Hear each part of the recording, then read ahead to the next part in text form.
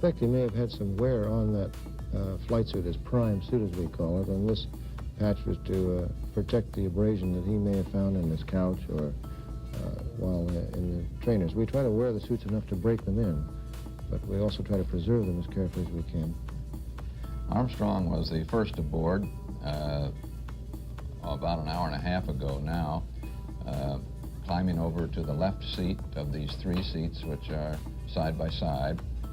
And then he has, some time ago, made the decision, all the training apparently has been along the lines of putting Collins, the command module pilot, over on the right seat instead of in the center, and Aldrin, the lunar module pilot, in the center seat instead of on the right. While he was speculating earlier, probably did that because the command pilot can monitor the systems a little better on the right. Well, the command module pilot, in this sense, you're probably worried more about the gauges on how the command module works. We got a picture there of former President Johnson and Mrs. Johnson as they arrive in that VVVIP viewing area. He arrived down here yesterday, flew directly from the ranch in Texas, and told a small group of us at lunch yesterday, Wally, and you were there for a while, that he felt that he has ridden along on every one of these flights. He certainly has been instrumental in the entire space program. As a senator, he carried the burden of getting the first appropriations through. Then he was, as the vice president, the head of the Space Council, President Kennedy's Space Council, a job he asked for, and Kennedy had to get the law changed to give him the job. He pushed the program through for a landing in this decade against some objections within the administration, including some reluctance on President Kennedy's part himself. Now, for the first time, he's going to watch a launch. He has not been here for any of them. He's been at the White House and watched them on television or at home. In the case of the most recent Apollo 10 flight in Texas, watched that one on television. He's going to watch this one now for the first time. I was down there on the ranch a week ago Saturday. Here's a sight from our helicopter as I look down on the crowded beach. And you can see the row upon row of cars, and then vantage points there, the campers and trailers that were brought down. This is at Port Canaveral, which is the port that is of great importance to the missile program. It's where we load up our missile ships, Polaris missiles, on submarines for tests out at sea. There's a British submarine in right now running some tests with our missiles. This is right at the north end with Cocoa Beach, and right across that little strip of water on which these people are camped, which forms the harbor entrance of Port Canaveral, begins the Cape itself. Pretty well set up for their bird watching. It's right out there on that point where a few years ago, before the civilian space agency took over, decided on open shots, openly arrived at, if I may coin a phrase. We used to have to stand and focus our cameras and our binoculars with no information at all from the Air Force, the military, to when launches were going to take place. Just sit out there and wait amidst the mosquitoes.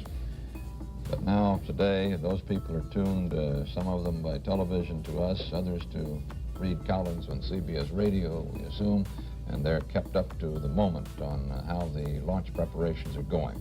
We can tell them that it is 1 hour, 5 minutes, and 40 seconds to the 9:32 a.m. scheduled launch. CBS News color coverage of the launch day of Apollo 11 will continue in a moment.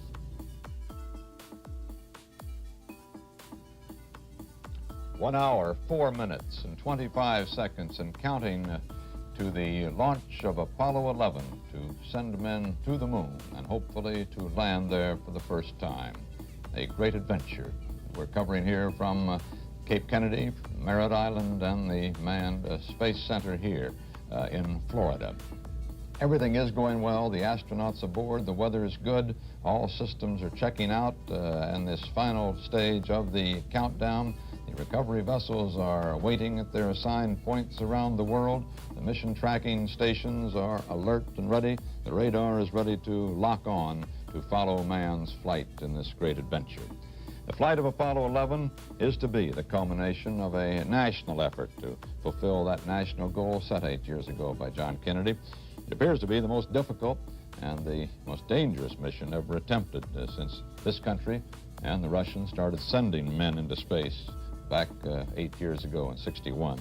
When David Shoemaker interviewed the crew for Apollo 11, he asked them, as they sat behind a protective window to guard against cold germs, about the degree of difficulty expected on Apollo 11. I said in these interviews that every mission is just like the last one, only it's a little tougher. Is this one just like the last one, only just a little tougher, or is there something particularly special and particularly difficult about it? Well, I think every flight is tough in that it has some new ground to plow, and there's always those things which have never been done before, and those are the things that that each flight concentrates on and concerns themselves with and tries to assure themselves that they have adequate preparation for handling those things which really are new. And we have some number of new things on this flight. I would hope that they're not any more staggering than those that have been attempted on previous flights. Certainly, all our recent Apollo flights have had a large number of new things, and we have a few. Well, I don't know about you, but I'm staggered about going to the moon, aren't you, fellas? Well, we're not apathetic about it. I think we have a very good chance of completing the landing at this point. We think we have a good strategy, and we think we have good procedures, and we know the hardware is good because it's demonstrated so on all the previous flights. So we just need now to put all these things together and see if we can actually make the entire enterprise work as it's planned. Neil Armstrong, in that interview done a week or so ago with David Shoemaker at Houston, Neil Armstrong had a reputation, Wally Schirra, when he was out at Edwards Air Force Base, as a pretty laconic test pilot, a gung-ho one. He always wanted to go beyond the flight plan, apparently, but in reporting back, he read the dials, but didn't give them very much the human interest aspect of flight. And we're just hoping that he does on this flight for us worldlings down here, terribly anxious to know all of the details of flight. He didn't get much chance to report on Apollo 8, of course. He started tumbling on that flight and managed to bring his spacecraft back successfully in our only major emergency in space. I'm wondering if he's thinking about that as he lies up there now on the couch on his back, waiting for this to lift off, checking out all those dials and reporting back to launch control. Things can happen. I remember, Wally, that I think the most dramatic, when I'm asked what was the most dramatic moment in space flight so far, other than the success of Shepard getting up and the success of Glenn getting around, I think was involved you on Gemini 6 when you had a shutdown on the pad. You know, that probably can't be any worse than that, can it? Well, no, it looked like we'd ruined our whole day. And the decision had to be made in about, I'd say about a second. Turns out your response time for almost anyone averages about a second. And in that 1 second, I had to pull together almost every idea I had about what a booster would do and make a decision. Because our choice was the booster had lifted off or it had not lifted off. If it had lifted off and was settling back, we had to eject immediately, or we'd have been in a rather messy situation at least. And fortunately, the decisions all fell in the right slot, so we came out all right. All of us who've been down here from the beginning of the space program when we were firing these things off and not getting them off the pad knows what happens when you start off the pad and then settle back. That's it. That's a bad day, you're right. That's a very bad day. Let's take a look at that. We've got it on tape here. Well, you've never seen it yourself, I don't suppose. And a couple of comments of mine, I think, on this tape. Let's see if we can roll that. 10, 9, 8, 7, 6, 5, 4, 3, 2, 1, 0.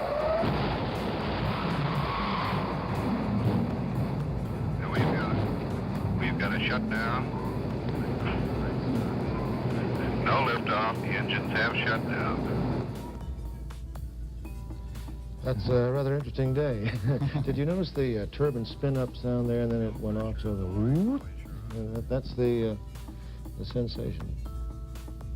It was a rather exciting moment in my life, at least. I don't know whether we're still... critical moment. We're watching the fuel pressure lower very carefully. There will be no launch. A critical moment now, getting the fuel pressure down. Oxidizer pressure lowering nicely.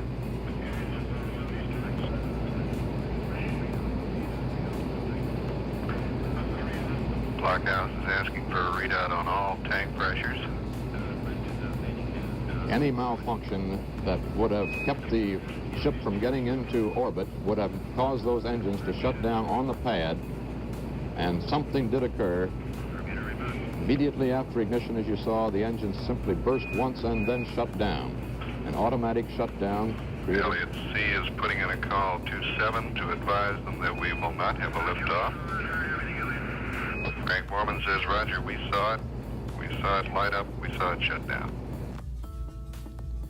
Wally, that was your decision made in a second there or less was considered proof again of your coolness as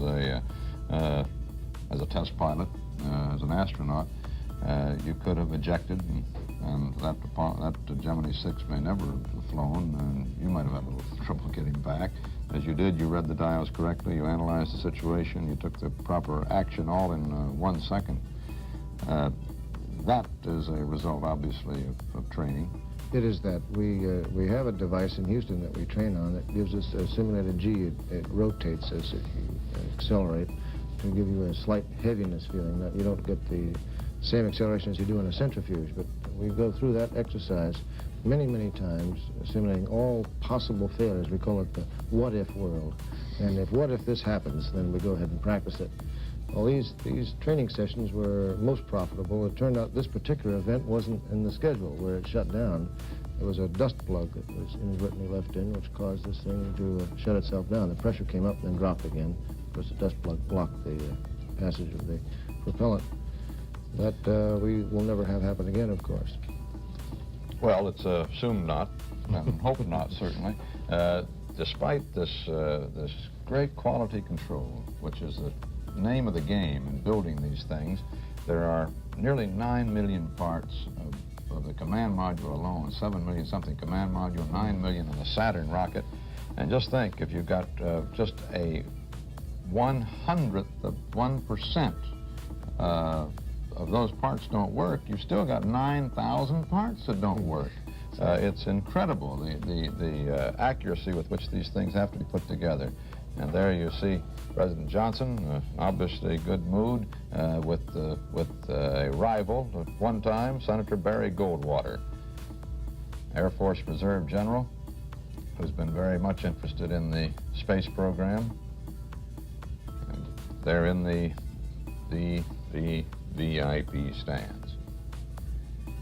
Jack King, a moment ago, who is the voice of launch control here, the one you hear giving the countdown and the reports from launch control, took it on himself a moment ago to estimate that the crowds of well-wishers trying to share a moment of this history, crowding on the roads of Brevard County around the Space Center, are now up to 1 million.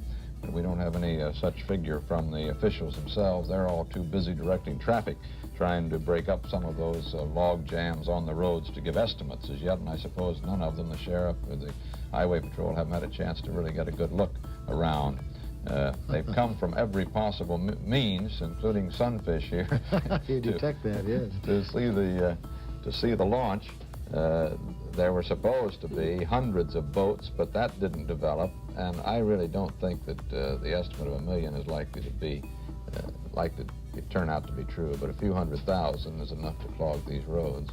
These people, now this is from our helicopter overhead, and I don't know exactly where, I'm not oriented, which of the bodies of water around here it is.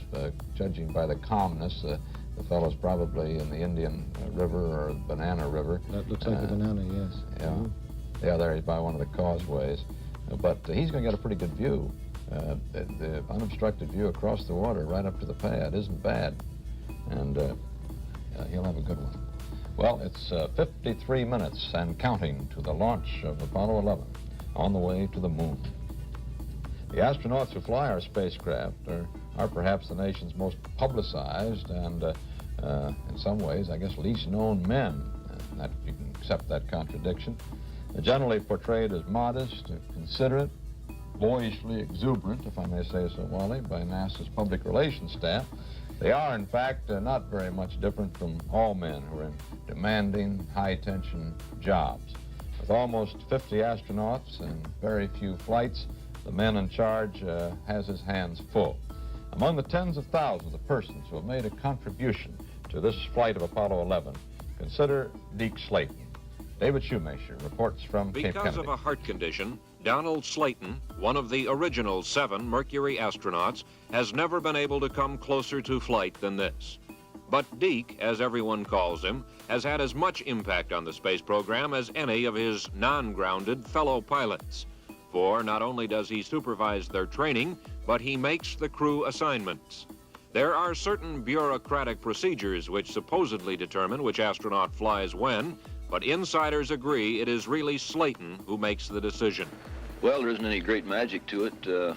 We select people for the program, of course, and at that time is what I consider the real selection. And then we go through a preliminary training period of about 18 months to get people up to the point where you're ready to assign them to missions. And at that point, it is just a function of assigning them. It's not really going through some magic process of ranking everybody from 1 to 50 and taking the top 3 off for this flight and the next 3 for this one, etc. We have to have about 6 crews for the lunar program that are essentially all identical, and any one of which can do the same job, and we think we do have. And which one ends up on any particular mission in some cases ends up being more chance than anything else. But we have to play the game for this upcoming mission. For example, the prime crew has to be ready to fly it, the backup crew has to be ready to fly it, and if for some reason we don't make it on this shot, then we've got to have another set of crews ready to try it on another one, and another set beyond that, you see. So they've all got to be ready to do the job and capable of it, and we think they are. What about within the crew, the individual assignments?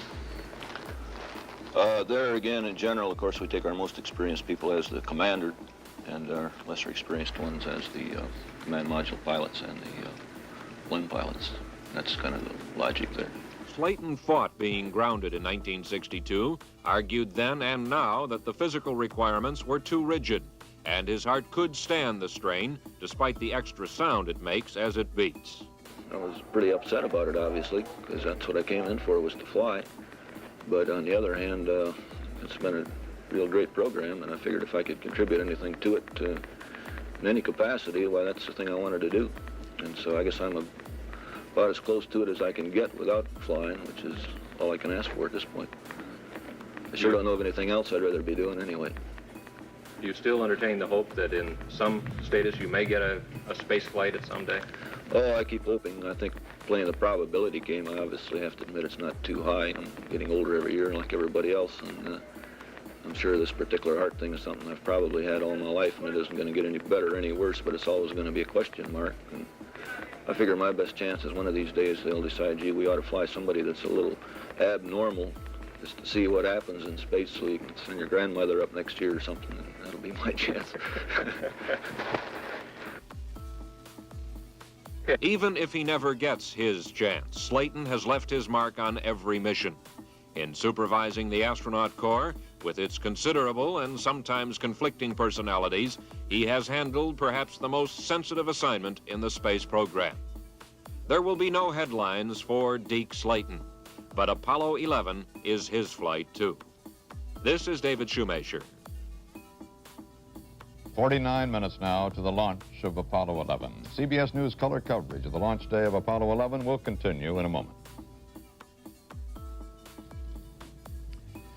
Count T-minus 47 minutes and 49 seconds and counting, with everything going exceedingly smoothly toward the launch of Apollo 11 to put man on the way toward setting foot on the moon.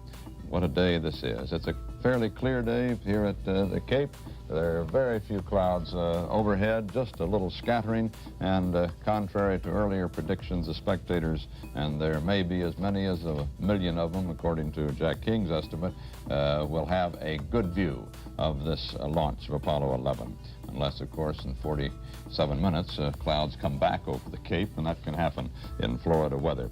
The count is proceeding so well that Neil Armstrong was advised a moment ago that many parts of the count are running 15 minutes ahead of schedule. Armstrong, hearing that, replied, "That's fine, just as long as we don't launch 15 minutes early." He's referring, of course, to the launch window, which doesn't open until 9:32 a.m. Those windows are terribly important. The whole timeline of the flight, the arrival at the moon, the lighting conditions during that delicate operation of getting the lunar module down onto the surface next Sunday afternoon all depend on very precise timing. And they don't want to go before 9:32, or they'd to be arriving there with lighting conditions unsuitable for the launch, for the landing. The window today runs from 9:32 to 1:54 p.m. If they couldn't get off by 1:54 this afternoon, if there were any delays, they would not go until 2 days later. Such are the anomalies in the movement of the sun and the moon and the earth or such are the physics of the movement of those things, that the launch would not take place until, in that case, Friday. This is for the so-called landing site 2, which is the preferred landing site, the smoothest of the landing sites, which is just a little bit over to the right as you look up at the moon, right along the moon's equator. If they don't get off on Friday, they'd then be delayed another 3 days, and then the next launch dates would come in August. So you see how important it is that they get off today. And they really wouldn't like to go on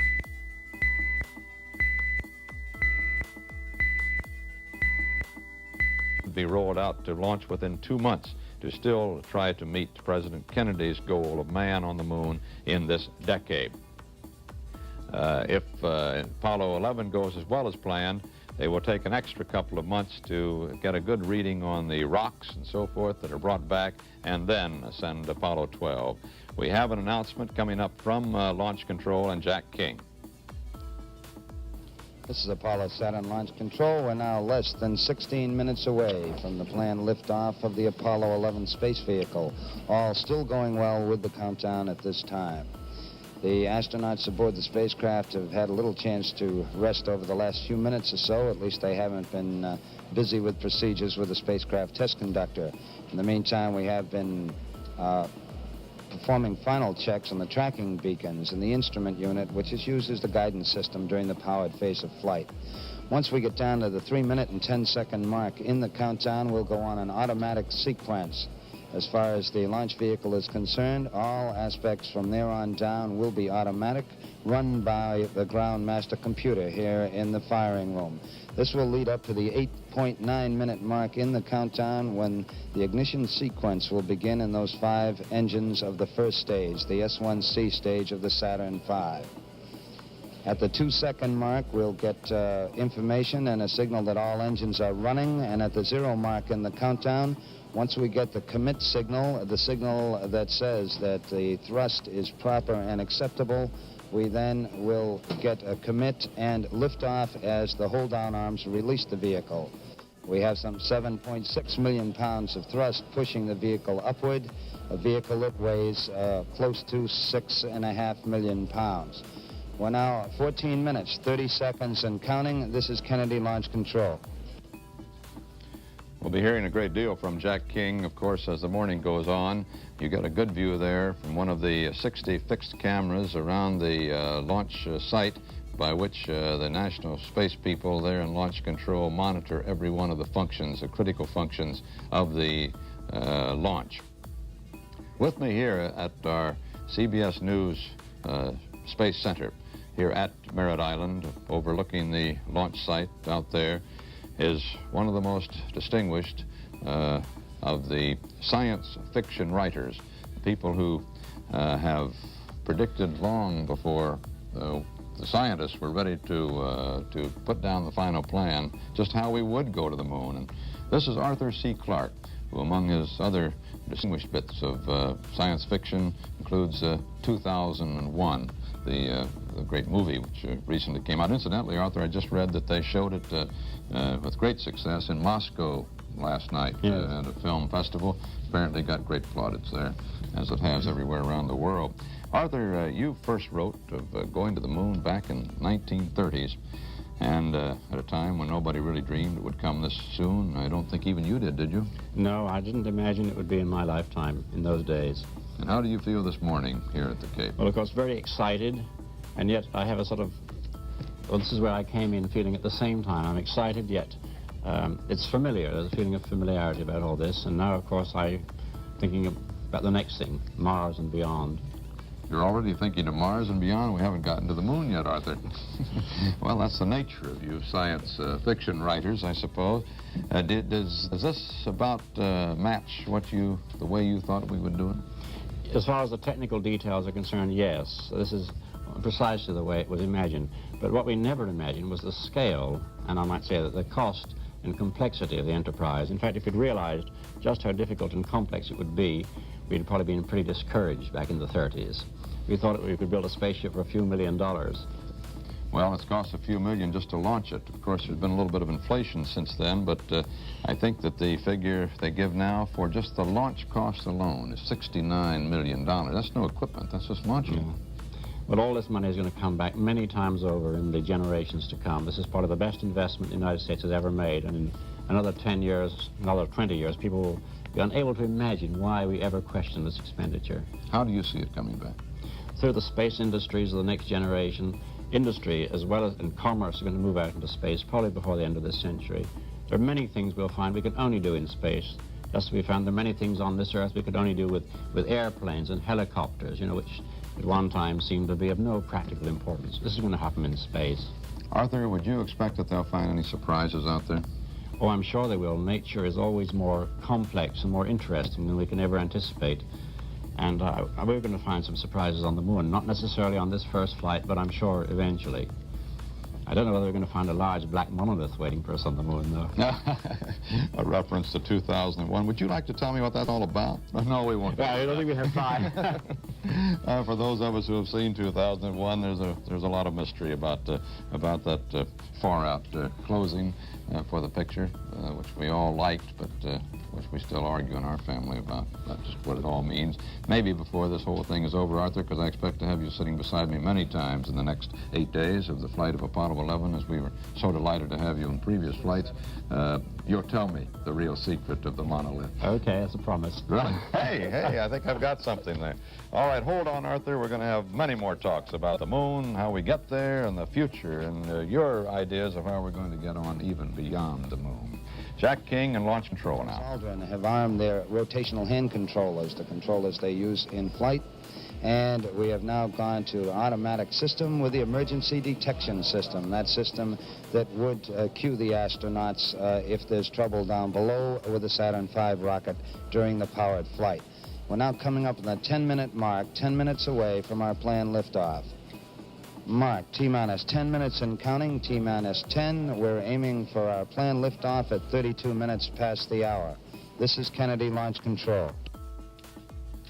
And let us tell you now some of the things you're going to be seeing here, because there is no time in the excitement and in the reports of the launch itself, and indeed you can scarcely be heard over the roar of the great Saturn V engine, the most powerful engine, as far as we know, that is a series of engines that have ever been used to get man off the surface or to move him anywhere on the surface of the Earth, for that matter. The Russians, we believe, are developing a rocket larger than this, but we have no evidence that they have used it as yet. Well, now, about 40 seconds before launch, the water deluge begins. You'll see some evidence of it perhaps on your picture. Then at 8 and 9/10 seconds before the actual liftoff, ignition takes place. That's when those 5 F1 engines begin belching forth their 1.5 million pounds of thrust each. There they are, for a total of 7.5 million pounds of thrust, with their great fuel load there with the great explosive potential, if not controlled exactly through those nozzles. And nearly 9 seconds after the ignition begins, the hold-down arms fall back, and the rocket, with its full power building up, is released to begin its slow climb up toward the skies.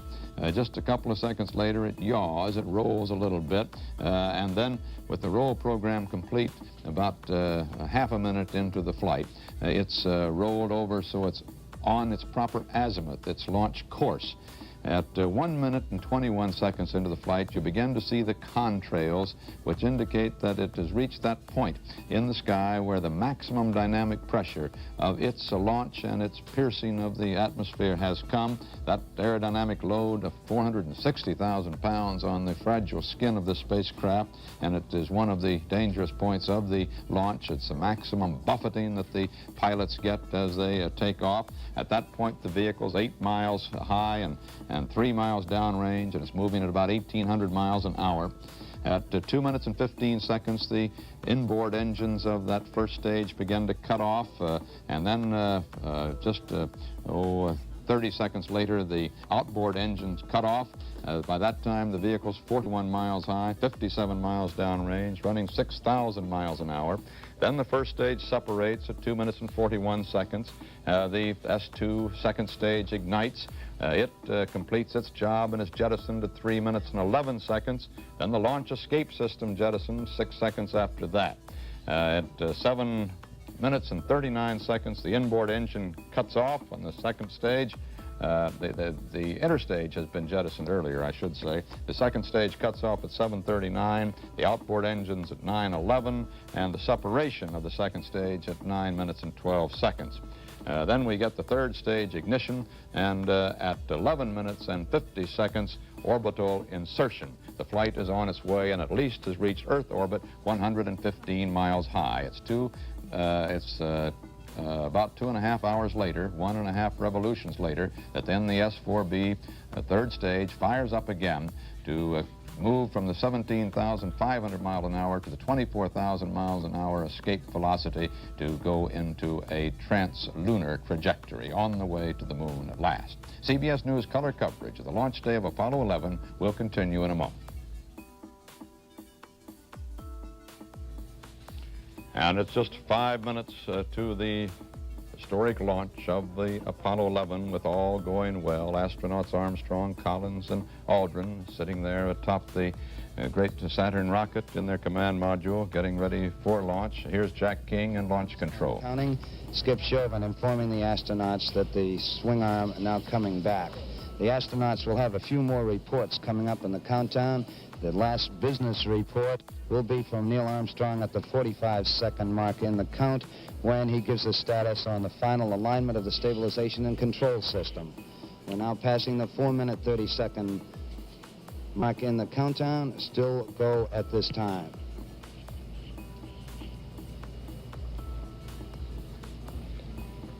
Four minutes, 15 seconds. The test supervisor now has informed launch vehicle test conductor Norm Carlson you are go for launch. From this time down, Carlson handles the countdown as the launch vehicle begins to build up. We're now hitting the 4-minute mark. 4 minutes and counting. We are go for Apollo 11. We'll go on an automatic sequence starting at 3 minutes and 7 seconds. The engines that generate that thrust combined horsepower equal to 543 jet fighter planes. Their launch vehicle there weighs as much as the submarine Nautilus. They burn 5,662,000 pounds of fuel, the equivalent of 98 railroad tank cars of it, the capacity of a small town's water tank. Liftoff, the noise reaches 120 decibels and has been compared to 8 million hi-fi sets playing at once. Neil Armstrong reported back when he received the good wishes. Thank you very much. We know it will be a good flight. Firing command coming in now. We are on the automatic sequence. We're approaching the 3-minute mark in the count. T-minus 3 minutes and counting. T-minus 3. We are go with all elements of the mission at this time. We're on an automatic sequence as the master computer supervises hundreds of events occurring over these last few minutes. T-minus 2 minutes, 45 seconds and counting. The members of the launch team here in the control center monitoring a number of what we call red line values. These are tolerances we don't want to go above and below in temperatures and pressures. They're standing by to call out any deviations from our plans. 2 minutes, 30 seconds and counting. We're still go on Apollo 11 at this time. The vehicle starting to pressurize as far as the propellant tanks are concerned, and all is still go as we monitor our status board. 2 minutes, 10 seconds and counting.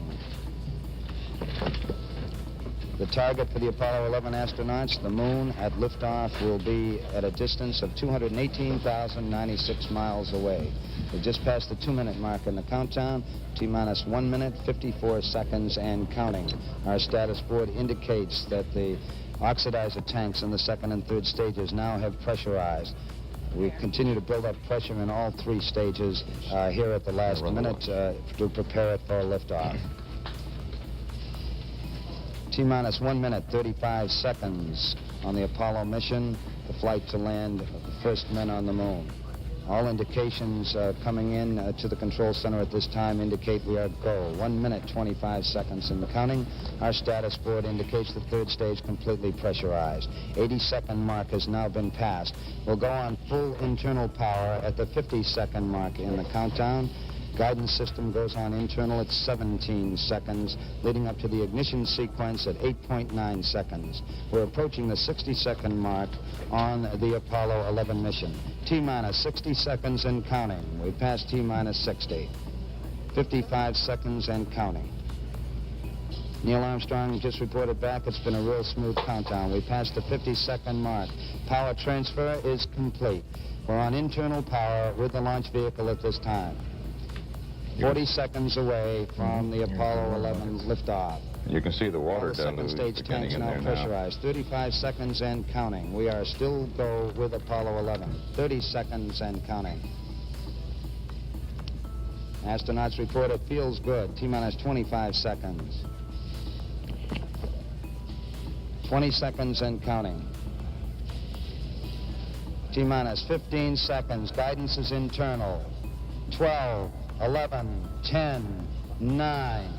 Ignition sequence starts. 6, 5, 4, 3, 2, 1, 0. All engine running. Liftoff. We have a liftoff. 32 minutes past the hour. Liftoff on Apollo 11. Oh, boy. Oh, boy, it looks good, Wally. Tower clear. Somebody must be leaving town. Building shaking. We're getting that buffeting we've become used to. What a moment. Man on the way to the moon.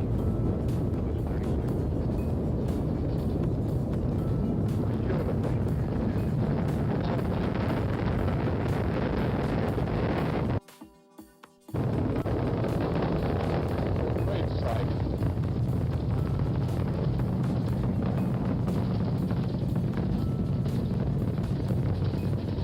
Looks like a good trajectory so far, doesn't it, Wally? Very good, very good. That's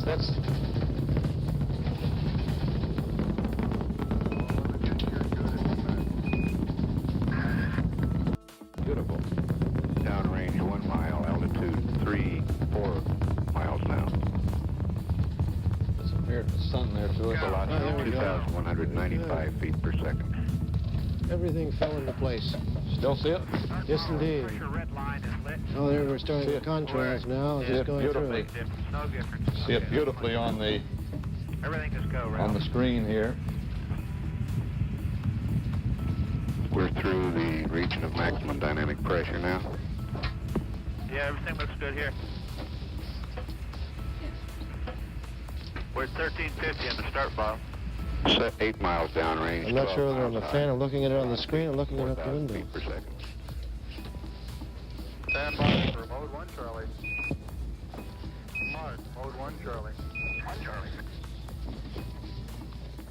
Cliff Charlesworth taking a staging status. This is Houston, you are go for staging. That's for the, that's for dropping the first stage, going to the second stage power. Inboard cutoff. Inboard engines out. Come inboard cutoff. You're hearing from the capsule communicator, astronaut Ken Mattingly at Mission Control in Houston, talking to the astronaut. Downrange 35 miles, 30 miles high. Standing by for the outboard engine cut down now. And this is reporting, this is Jack Riley reporting, the voice of Mission Control. There we go. Staging Beautiful. and ignition.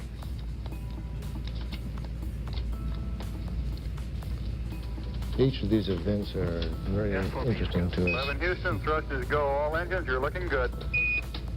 Hi, Roger. You're loud and clear, Houston. At 3 minutes, downrange 70 miles, 43 miles high, velocity 1,300 feet per second. We got skirt step. Roger, we confirm skirt step. Should have had the launch escape citizen, Roger, Jettison. Neil Armstrong confirming both the engine skirt separation and the launch escape tower There separation. we go. Houston, be advised the visual is go today. This is Houston. Roger, out. What was that? The visual simulation is going. I'll give you a window to look out.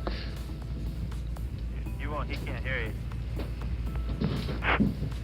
What they're 11 describing Houston, is your guidance is converged. You're looking good. the boost protective cover comes off and the windows are then Downrange clear to look 140 through. miles, altitude 62 miles, velocity 10,300 feet per second. 11 Houston, you are go at 4 minutes. Roger.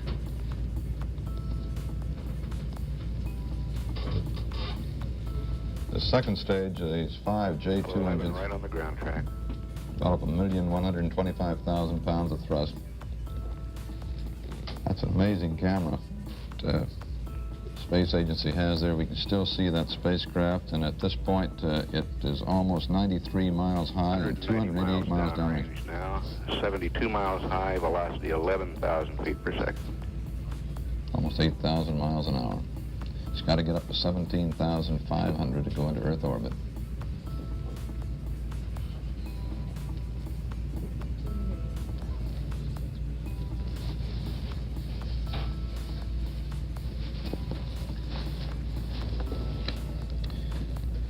We've got another 4 minutes before the first.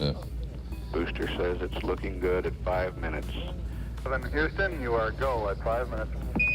The next, Roger, follow 11, go. the next critical moment will be when that second stage jettisons and we get that fourth stage ignition for the first time. It's got to go. Downrange It goes to run. 270 miles. S4B is altitude the 82 most significant to us. Velocity 12,472 feet per second. Slide S4B to COI capability. Okay. Mark S4B to COI capability. Continuously orbit insertion, where you can abort to orbit. It doesn't mean you complete the mission, but you into have orbit a using safe the flight. S4B if necessary. Ah, thank you. You all are coming through beautifully, too.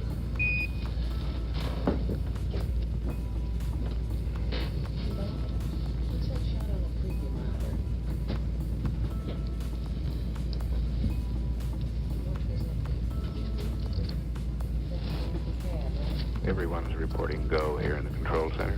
So it's 6 minutes. Starting to get more. Roger 11, you're go from the ground at 6 minutes.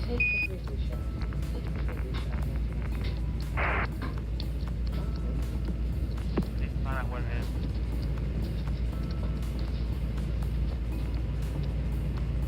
Track 8 is jumping all around. Yeah. Follow 11, this is Houston, level sense arm at 8 plus 17. Hey, what? Outboard cutoff at 9 plus 11. They've got it. What do you say with jumping around there, Molly? Something like gauges are jumping around. I'm not sure what the Level sense significance arm is. is the sequence that arranges the staging between the second stage and the third stage. The fuel, uncovers a sensor starting that sequence. I'm sure it's not of major significance other than the fact Predicting that will be uncovered in 8 amplitude before. minutes 17 seconds. You've got to look at the- Cut off 9 minutes 11 seconds on the At a second minute, I stage. look at the empty launch pad with some of those 325,000 gallons of water that pour over it to cool it. Ground at 7 minutes. Level sense arm at 8+17. Outboard cut off at 9+11. Roger. So good is this deluge system. Downrange 530 miles, So complicated, altitude isn't it? 95 miles, velocity 17,358 feet per second. That it's capable of keeping the damage to a minimum on the pad, and they can turn around and use those service stands almost instantly. Yes, it's quite a change. We used to take quite a while to repair the 11 pads still right nowadays. down the ground track, still go at 7 minutes 41 seconds. We'll miss the first of the burn. Roger, we confirm. Inboard engines are out on the second stage as planned. Looks like another perfect Saturn V launch. What a feat they've come to with these Saturns after the early days of Mercury and even Gemini. But these Saturn's on-time launches. I wish we could get American railroads to run on the kind of schedule that Von Braun, Davis, and company have got these Apollos launched on. You know what is amazing is the fact we finally have man-rated boosters here. Apollo We 11 borrowed go on all the sources. others. Houston, you are go at 8 minutes. I've just built the picture ratio shift. Oh, okay. Roger, we got PU shift down here too.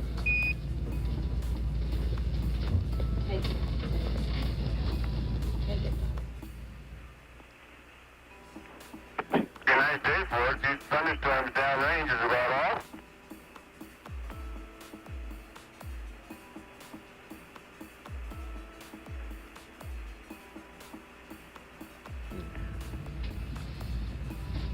This is Houston. You are go for staging. Ground, we're 10 seconds away from S4B. Stand by for mode 4 capability. Now this should be the firing of the S4B in just 15 seconds. Mode 4 on Apollo 11 could get into orbit using the service propulsion system. PDQ 602 up here. Altitude is 100 miles, downrange 883 miles. PDQ Outboard engine cut off. 602. And ignition. Good. There it is, ignition right on top, right on the dot. We're confirmed. Thrusters go, 11. 700 PSI. 697, there we are. And we have a good third stage now.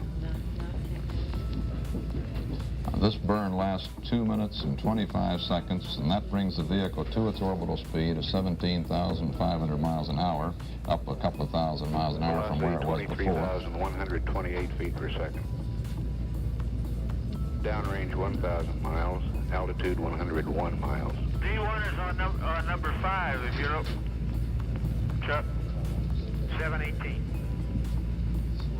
This third stage is a J2 engine, develops 225,000 pounds This of is Houston, at 10 minutes, you are go. That, Roger, 11, go. I think I misidentified the capsule communicator a moment ago. D1's on line 5, Chuck. The man who is communicating with the astronauts from the mission control is Bruce McCandless. Apollo 11, this is Houston. Predicted cutoff at 11 plus 42, over. 1142, Rich.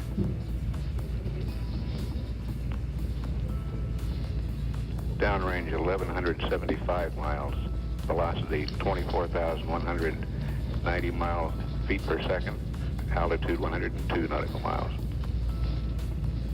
All right. There is former President Johnson We're go. saying Apollo 11 still goodbyes to go. a few of his friends in the stands.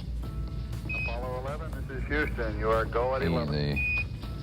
Sharing with Vice President Agnew the positions of honor here. He's the official representative of President Nixon. Vice President Agnew is We're the predicting top third stage official shutdown of the in 11 administration minutes, here. 28 seconds.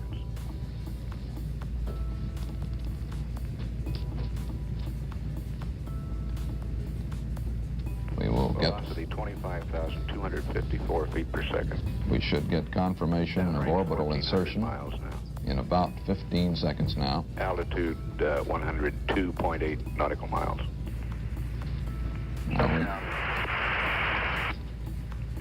shutdown right on time. 1.4 by 103.6. Okay. Roger, shutdown, and we copy 101.4 by 103.6.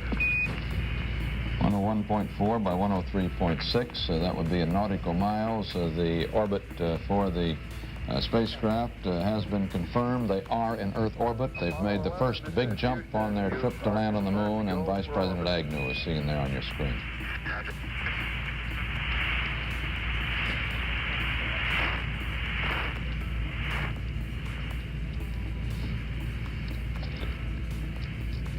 We show insertion. This is Houston, the booster is safe. Roger. That's another good sign when they say the booster is safe. It's 5,500 quite significant to us. It means that the destruct system has been shut off by a command from the ground so that S-4B cannot destroy the spacecraft. It's designed, of course, if we abort away to disperse the propellants in that S-4B.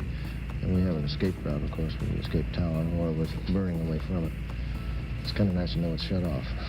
At this point, of course, now that they are in Earth orbit, their return could be a normal return to a selected landing spot by jettisoning the S-4B third stage and then going on their service propulsion system engine. Just as we were on the Earth orbital flights. Right. The very same thing. So this first, always dramatic and obviously with the great explosive potential of all of that fuel, the dangerous launch phase is past, and Apollo 11 is on the way.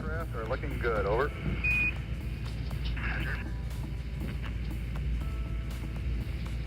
That's Tom Stafford there. Yes, it is. Yeah. Tom, of course, the pilot on, the commander on Apollo 10 that paved the way for this flight with Vice President Agnew and his party. Tom has been kind of the chief briefing officer for the VVVIPs these last couple of days. See him coming in and out of the hotel there and the Hilton, and he's constantly running off to make some more notes to brief another important visitor. I think Tom would probably say V cubed IP. Yeah. Well, we remarked earlier that it got to that with all of the foreign dignitaries, the congressmen, the cabinet members, the senators, the governors and mayors here. This is Houston, Vanguard LOS at 1535, AOS Canaries at 1630, over. That report is on the LOS. We still have... LOS is the loss of signal from the Vanguard. That's one of the tracking ships out in the Atlantic to the acquisition of signal in the Canary Islands. From the instrument unit of the third stage of Saturn V.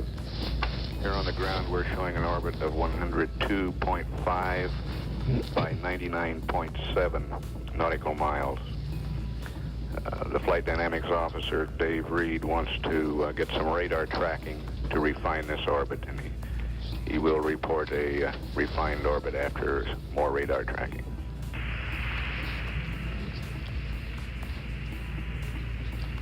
That's very near nominal, isn't it, Wally? 102.5 by 99.7. That's almost 116 miles, statute miles. Yes, high. it is.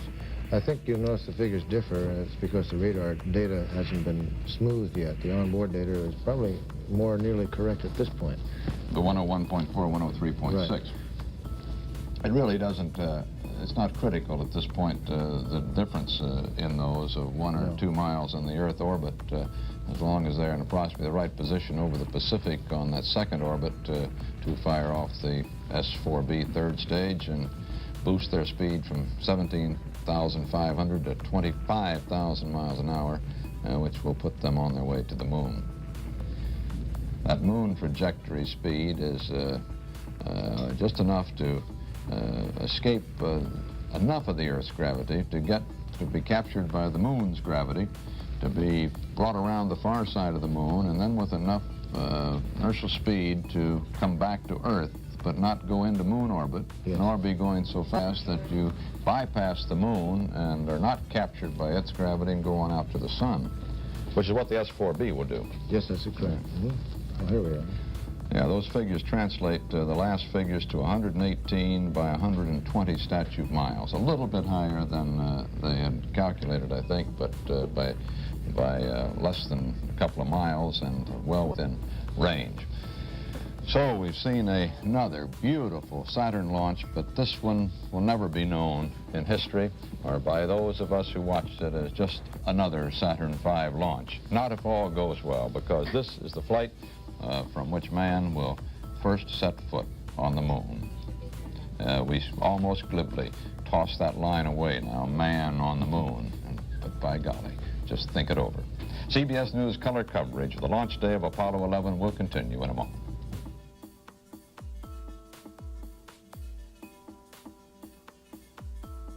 Apollo 11 is on the way, riding that pillar of flame from the Saturn V into the skies out there 250,000 miles away to where the moon is waiting for man's first arrival. Flight to take 3 days, and the spacecraft to reach there on Saturday, the landing to take place on Sunday, and Neil Armstrong to set foot on the moon at 2:21 a.m. on Monday morning. The first critical phase of this flight is over, the launch. They're now in Earth orbit. They are now over the Atlantic, approaching the coast of Africa, and in touch shortly with the Canary tracking station, when we may hear some more from them, and then out over Africa, the Indian Ocean, past Australia, and back around for the first trip across the United States. On the second trip around, they will launch themselves out toward the moon itself. On the first pass around, on that completion of their first orbit, when they're just about overhead here, for the first time we have been told we can expect a transmission from their color onboard television camera at 1 hour and 29 minutes into the flight, which will be a minute or so after 11 o'clock. Let's look now at that beautiful launch that took place here just 23 minutes ago. By videotape, here it is. 10, 9, ignition sequence start. 6, 5, 4, 3, 2, 1, 0. All engine running. Liftoff. We have a liftoff. 32 minutes past the hour. Liftoff on Apollo 11. Tower cleared. Okay, we got a roll program. Neil Armstrong reporting the roll and pitch program, which puts Apollo 11 on a proper heading.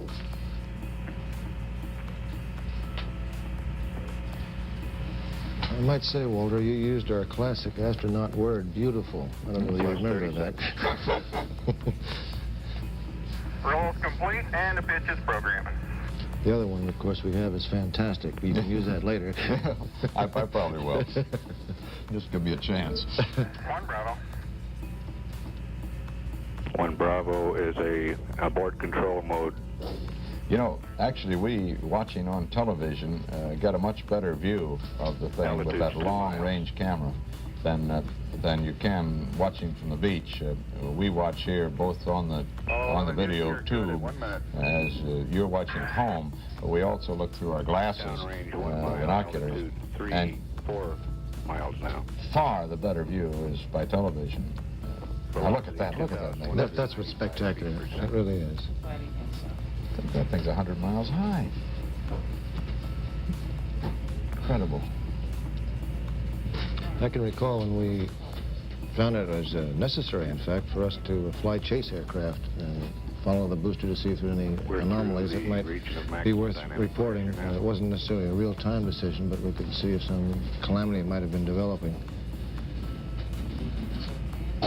Well, I thought you were just 12 miles high. really flying photographic missions in those things, but would you have been able to communicate fast enough so that the astronauts could have done something wrong? Oh, we were on the same communications loop. We just picked up the same frequency. I didn't realize Houston, that. you are go for staging. This is the spectacular pluming that I think really is unbelievable when you think of how big that booster is and how large that plume is. What's the sensation up there, Wally, when these events take place in space flight? Well, each one is a milestone, and we spend a tremendous amount of time training for what we call the abort modes, which is where we terminate at certain fixed periods of time. And they're rather agonizing to anticipate having to do that. So you like to tick them off. They occur at different intervals, such as 2.5 minutes, 3 minutes, 3 minutes and 45 seconds. And as you pass each of these events, you get that one more milestone behind you, which means you're on the way to success.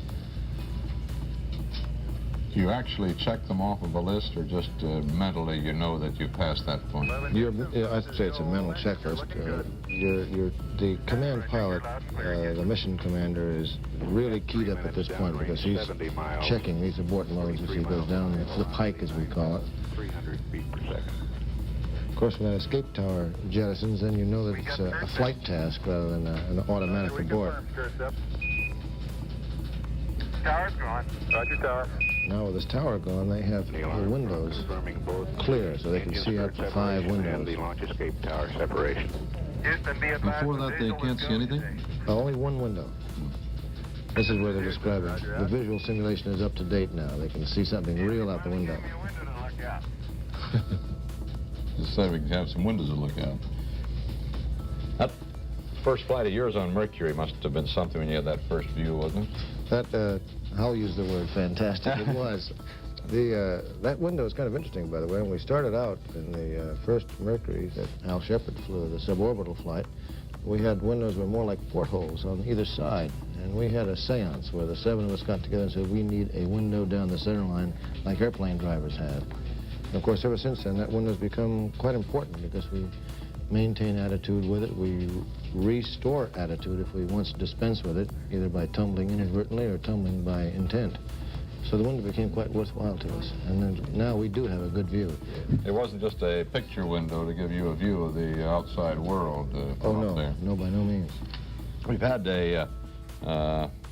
another hack, as you spacemen call it. You're going to get me talking that way here, Wally, and nobody will understand us.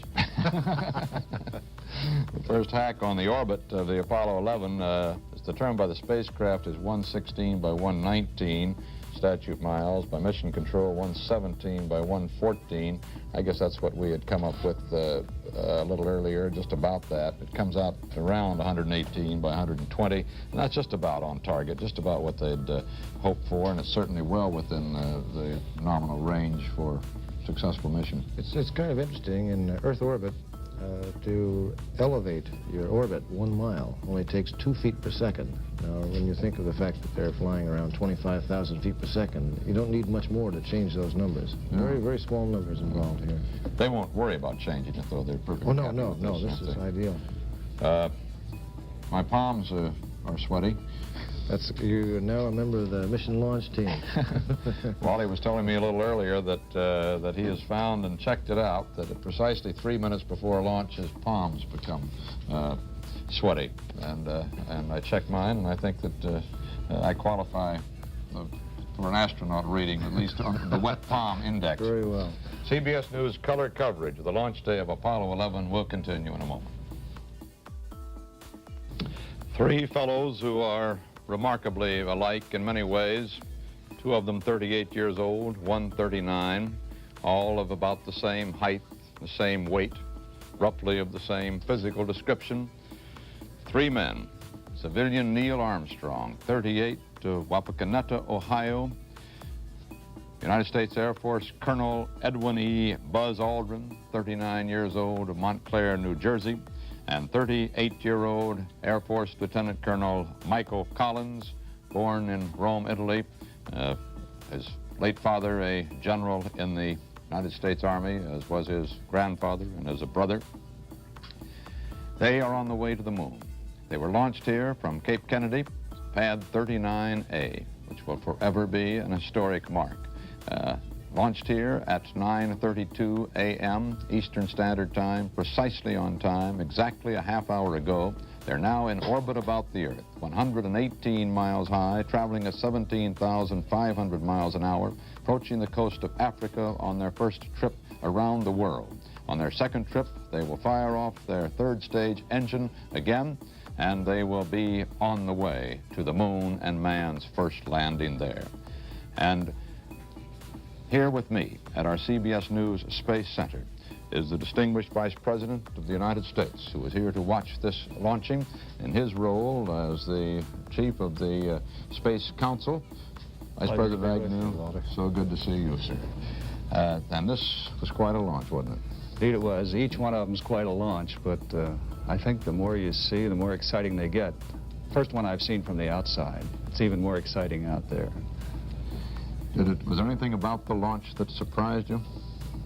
Just that it seemed to go easier than the other two. I think you get to learn a little bit about the things that make you apprehensive, like the lean out when it starts. It scared the dickens out of me the first time. I know it does, doesn't it? And the slow climb, too, I think is frightening the first time you see it, even though you know it's going to be that way, that you just can't believe that it's really moving.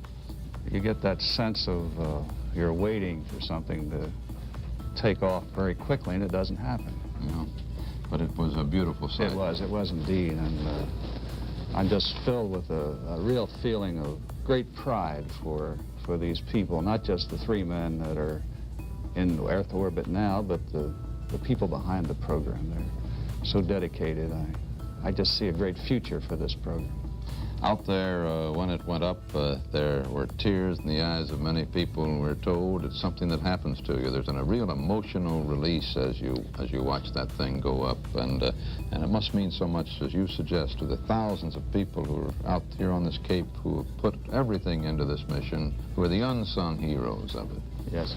I've had a chance to get to know some of the astronauts because of being down for these shots, and I just want to say to the people in the country that these are the greatest, most dedicated men I've ever run into in or out of public life, military life, anywhere. They have a sense of purpose, a sense of modesty that's overwhelming, and they're so natural. They're the greatest ambassadors we have, certainly. You know, it's the nature of the American and the people in the space program particularly to constantly look beyond where we are. This is the nature of the man who wants to go to the moon. Now we're on the way to the moon. We have high hopes for the success of this mission. It's not over by any means. We've gotten over the first big hurdle. We're out there in orbit. We've got a lot more to go. Landing on the moon hasn't been accomplished yet, and it's a tough job to do. But you were quoted as saying, and everybody's looking forward to what you're saying, as an indication of what this administration's intentions will be toward space and beyond the moon. You were quoted as saying that, well, let me read the quote and let's talk about it a moment. You said, "I think the United States should undertake a very ambitious new project in space. I think we shouldn't be ashamed to attempt something even though the scientific probability is in doubt. I think we should attempt interplanetary exploration in a manned sense." Do you just think that, or do you sort of plan that with the Space Council? Well, the Space Council doesn't have the thrust to do any planning right now. We're engaged in a task force effort to present some recommendations to the President by September as to what happens after Apollo, assuming that this is a successful mission. And, of course, we have other Apollo flights to follow. But we feel, we in the task force feel that we must articulate a broad objective for the future. Now, there's a great amount of disagreement among the people who are participating in these discussions, and I would have to say, as I said this morning, that I represent a minority viewpoint in saying that we should be a little bit forthcoming in saying where we're trying to go, even though the technology may not be as advanced as it should be to say it from a sense of scientific probability. I understand this happened once before when President Kennedy made his objective the moon landing. It's very easy to forego the optimistic long-range approach to these things because you can always find 100 reasons not to do it or why it may fail. But with the way science has advanced in the past 50 years, I don't think we'd be out of line in saying, for example, we're going to put a man on Mars by the end of this century. And I think we should do it because based on the rate of progress that we've shown, I think it's possible that even if we don't say it, it's going to happen. I think the people in the country, the average man, wants something to look forward to as an objective, as an exciting objective. I know all the objections about the spending of the money, but the space program will probably turn out to be one of our best investments in time. Do you see any problem, assuming that this mission is successful, if not this one, then Apollo 12, in getting the appropriations for the full 9 Apollo missions, the 9 more Apollo missions for moon exploration? No, I don't think that that'll be a problem. And what about then the next step? The space people are talking about then moving on immediately to the large space station, orbiting space station. Do you think the people are ready for that step? Well, of course, that's a step that probably has to come about as an intermediate move before we could even think about interplanetary explorations. I believe that the public's ready to undertake this venture. All over the country, all over the world, there's just a tremendous enthusiasm about this idea of new frontiers, and frontiers of such magnitude that they make the explorations of Earth explorers look rather puny by comparison. We, I think, get a little blasé in our country living in the midst of all the technical miracles that we have performed in the United States. We live with them. We're already getting the spin-off in the space thing. Teflon, for instance, just as one small example, and the transistors and all these things. We live with them every day. I think that maybe the American people might find a new inspiration for further excitement towards space exploration when they hear how the world reacts to this feat. We seem to have our attention more and more directed to the world reaction. Now, last night I had a chance to talk with Colonel Stafford. Commander Cernan just came back from Finland. He found an outpouring of sentiment in that country, an affinity, an identification with the United States. After all, this is something that you can apply patriotism to without the horrors of war. This is a great place to be a little chauvinistic, I think. Now, the space people point out that it only takes 1/2 of 1% of our gross national product to have enough of a budget for them to go on with the program, $4 billion a year. I've just been handed a note that the Soviet press reported the start of the Apollo 11 mission within minutes of liftoff, indicating the Russians are going to have some pretty fast coverage of this historic flight, I suppose. The TASS news agency dispatch gave the time of the Apollo launch, the names of the crew members. Moscow television, however, did not show the liftoff live, did not interrupt its regular programming to report it, although the liftoff was being shown everywhere else practically around the world, thanks to satellites, part of the... You know, Walter, bringing up the Soviet press reaction, Commander Cernan had a chance to meet with a cosmonaut who was also visiting Finland. There's a real rapport between the people in these two programs, and I think there are real possibilities for the future in getting cooperative ventures moving, possibly in an exchange of some information, in collaboration on certain hardware for the future, so that we can come to a cooperative stance with the Soviet Union. It may be of immeasurable assistance in disarmament talks and the general diplomacy of the world. And, you know, we're ready. We have an open program. We don't hide anything in this program. We just hope they'll be as forthcoming in the future as we hope they may become, as they become more excited about the gains that are being made. Are there any plans in the administration to make another open offer to the Soviet Union for cooperation once we reach the moon? Well, I'm not certain. That, of course, is a decision that can only be made by the president, and I know he's considering all the factors involved. We want to do everything we can possibly do to reduce tension in the world, whether it's in the space program, whether it's in the Middle East, whether it's in the Far East, whatever, in whatever case, in general disarmament. But I think we've got to be pragmatic enough to realize that some indication of acceptance of this idea has to come from the other side, and not just in talk, a little bit in action. Maybe the space station would be the way to do it. We could put up one great space station which we all could launch out toward the distant planets. Maybe we'll get to it at that point. I think it offers a great chance for cooperation. Thank you very much, Vice President Pleasure to Agnew. I be know with they're you. waiting for you over at the firing room. Thank you for having talk me. to the fellows over there. Thank you very much, sir. Dave. Vice President Agnew was here to watch this momentous occasion, this launch of Apollo 11, in his capacity as the chairman of the President's Space Council, and gave us some words of encouragement as to the administration's hopes and his hopes for the future of manned space flight. The flight of Apollo 11 going very well at this point.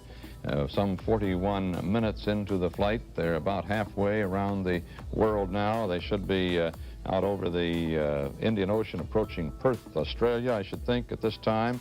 The orbit is now stabilized at a perfect 118 by 118 miles. They're in circular orbit, and we're told that their heart rates for this flight, just been revealed to us, were far below what each of them recorded on their first Gemini flight. They've each had one flight before. Armstrong, Collins, and Aldrin all had a Gemini flight. And just listen to this. These are some pretty cool test pilots up there. As you can see on your screen right now, we're showing some of the crowd beginning to leave the area here of the Manned Space Center. Some of the crowd that some have estimated as high as 1 million persons, crowds that jammed the roads for miles around to watch the launch. But listen to these heart rates. Armstrong had a heart rate at liftoff of 110. He had a 146 on his Gemini flight. Collins was down to 99. He had 125 on his first flight. Aldrin came in low at only 88, and in the first Gemini flight, he also was low at 110. But what cool and excitable test pilots these men are. They sit there on top of that huge Saturn rocket, 36 stories high, up there on top of all of that explosive fuel, those engines pounding out 7.5 million pounds of thrust on the liftoff.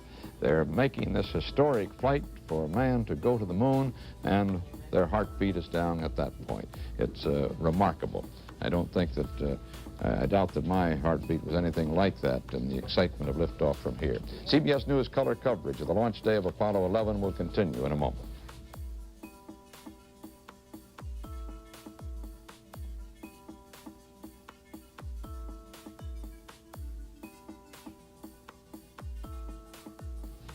The flight of Apollo 11.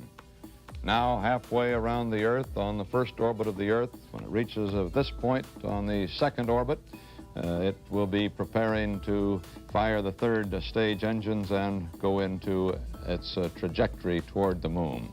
It is approaching Carnarvon, the tracking station on the west coast of Australia, north of Perth.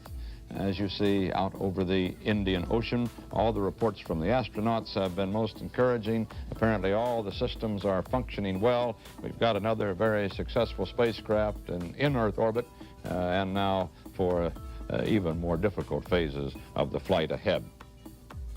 We have a report from Wapakoneta, Ohio, where Mr. and Mrs. Stephen Armstrong watched the launch. Mrs. Armstrong told newsmen she talked to her son this morning just before the launch. He was happy, his usual self, just like he always is. As the astronauts' parents spoke, one of the spacemen in the capsule told Mission Control, "It sure is clear down there. It's like sitting in your own living room." These are cool test pilots, as we have said. They have not been very talkative up there as yet. There isn't a great deal to talk about. They're reporting out the readings on their many, many dials and how it all is going, which is, of course, of the great utmost importance to the Manned Space Center as they test the systems and are sure that they are ready for the next go, no-go decision, which is the decision to fire the S-4B third stage and start them on the way to the moon. In a way, there's sort of an indication here to those of us who are professional newsmen of the awesome nature of this flight this morning, and a kind of an in-story, I suppose you'd say. But down in our CBS Space Center newsroom, which is right below me here in this, our CBS News Space Center at Merritt Island by the launch complex, 3 minutes before this launch this morning, both the Associated Press and United Press International machines clattered to a stop. and not another word was transmitted on those machines, which carry news from all around the world, of course, on the main trunk wires of the AP and the UP. Nothing came along again until after the liftoff of Apollo 11. It seemed that the whole world probably stopped its heart in its mouth to wait this historic moment as man set out on the great adventure, the adventure to escape from his own planet and to set foot on a distant one. Distant in Earth miles from the launch was a man who, when he was vice president under President Johnson, had a great deal to do with our space program as chairman of the Space Council, and that was Vice President Humphrey. He is in Moscow today, and he is quoted from Moscow as saying that all the Russians he's talked to, hundreds, he says, in the past week, seem to have no sense of having lost a race to the moon to the Americans, but rather a feeling that there has been a contribution now to the understanding of the need for international cooperation in space, a sentiment that was expressed to us just a moment ago by the present Vice President of the United States, Vice President Spiro Agnew. And speaking of Vice Presidents, past and present, and even more than that, of former presidents of the United States, I'm delighted to have with us as my guest, former President Lyndon Baines Johnson. Good to see you, sir. Could we put a microphone on you here, sir? I greeted you before we were able to get that attached up there. There we are. I think you're wired for sound now, sir. Thank you, Walter. You had, you said yesterday at lunch, Mr. President, that you had flown along on every one of these missions, but those you watched on your television monitor at the White House, and this one you saw for the first time in person. Awesome sight, wasn't it, sir? Certainly was, Walter. It was a great thrill. I had the feeling that great concern for the outcome of this flight. We haven't reached the end. It's just the beginning, and it's been a long time in going as far as we have. The decision was actually taken 12 or 13 years ago that made possible that awesome sight this morning when President Eisenhower put an extra $100 million in a very tight budget back in 1958. But you never get the feeling on one of these blast-offs, sitting in a room watching them on camera, that you get seeing them in person. And as they took off there this morning, I thought about how fortunate we'd been all these years to have had a minimum of accident. And I know that all of our people are going to have great concern until this flight is finished. Another reaction I had was this awesome sight, and as they started to lift off, it just seemed like a 500,000 people who'd worked on this program through the years. Each of them were there lifting just their all and trying to see that great power go into the skies. And another thought I had was, if we can do all of that in such a short time, I wonder why it is that we can't put that same effort to bring good and peace to all the world. I thought as we went into the sky there this morning of the Space Act itself and its declaration that we were engaged in this endeavor to bring peace to mankind. And I don't believe there's a single thing that our country does, our government does, our people do, that has greater potential for peace than the space effort. As I walked out from the blast-off, I saw that special section of ambassadors there from all the nations of the world, all taking such great pride in America's effort, all entertaining such great hope for the success of this mission. And I recall that after Apollo 8, I sent to the leaders of the world a picture of the Earth taken from that mission. And the response was universally favorable and hopeful, and they all expressed great admiration for our people. You know, when you conducted the search for the first head of the space agency, the National Aeronautics and Space Agency, as the leader in the Senate and later as the vice president, and you came up with James Webb as the head of that agency, the man who put this tremendous management team together, marshaled all these forces, these 500,000 people who had to work in plants all over the country, the cable made in Vermont, the beta cloth made in Massachusetts, the things in Kansas City, and right on across the country. Every state contributed something. Mr. Webb has said since then that he thinks that this is one of the great spin-offs of this program, is the management techniques, the systems engineering that made this thing possible, and he'd like to see that sort of systems engineering and management applied to jobs like peace. Have you talked that over with him and thought how that might be done? We talk about if we can spend $24 billion, we can do to get to the moon, we think then do anything. Well, how do we translate that into action and do anything? Mr. Webb's just returned from a trip abroad, and he was telling me of the many statements that he heard from heads of state about our peace program and the potentialities that it offered in that field. I was always told that you ought to, in selecting them for an operation, pick the best man you could, give him the implements he needs, tell him what his objective is, and then let him get the job done. That's what President Kennedy did in the space effort back in '61 when he made this commitment of this country and asked the Congress to join in that commitment. We had, President Kennedy had already appointed Mr. Webb to direct it. Then he gave him the objective, and we're on our way today to realizing that objective. We must have other objectives.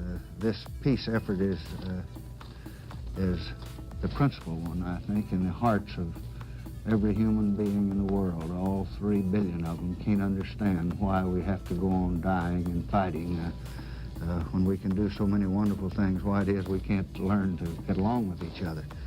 And it may be that under the leadership of the cream of our young manhood in the space effort, and the President of the United States and the leaders of the space field, that we can bring about a joint effort of some kind.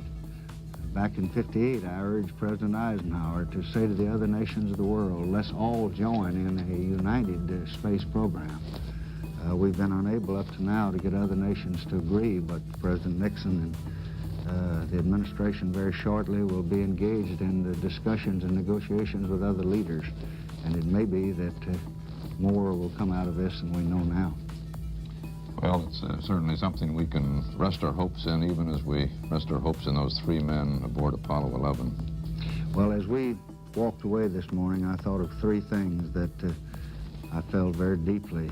Concern for the men and their safety, the great awe for what I had just seen as they took off, and something you don't hear much about these days, but great pride in this country and its ability to set aside partisanship and differences and quarreling among its scientists and among its industry leaders and its government leaders. If there's been any of that, it's been held to a minimum, and I know very little.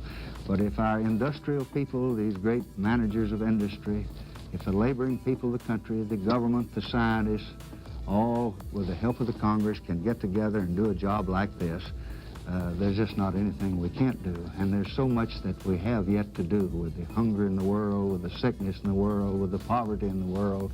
We must apply some of the great talents that we've applied to space to all of these problems and get them done, and get them done in the spirit of what's good, the greatest good for the greatest number. Thank you very much, Mr. President. And I'm looking forward to Sunday night when we're in the midst of our 31 hours of programming between the time the men approach the moon and the time they put their foot on it and they get back in the spacecraft and take off. We're going to be on the air continuously, Sunday night, all day Monday until that's all done. And in the course of that, on Sunday night, we're going to be able to show that half hour that I had the privilege of doing with you at the ranch a week ago about the history of our space program, where we go from here. I think where we're better than anyone could ever suspect is in the openness of this entire program. Everything we've done it with the tourists going through the space program, seeing everything, with the media cooperating, everything in front of the camera. There are no secrets. You know, sir, it's been incredible this week. I was amazed. Here we are in the midst of this terribly detailed, complicated program with Dr. Davis and all his people and Rocco Petrone out there on the pad and all of them working. And you come out here to shoot a press story, a film story at the pad, and here are the buses rolling up with 50 people aboard from all parts of the United States and the world, getting out, looking around the pad. It's as wide open as it could be. That's something our system has that no other system has yet equaled, and I think that's one of the reasons we have the strength we do. Don't doubt that, sir.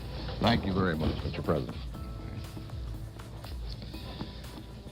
Former President Johnson, who, as senator, first put the drive behind our catching up in space after the Russian Sputnik, and then as vice president was chairman of the Space Council and ushered through the beginnings of this program that now sees Apollo 11 3/4 the way around the Earth, out over the Pacific, on the way toward the west coast of the United States.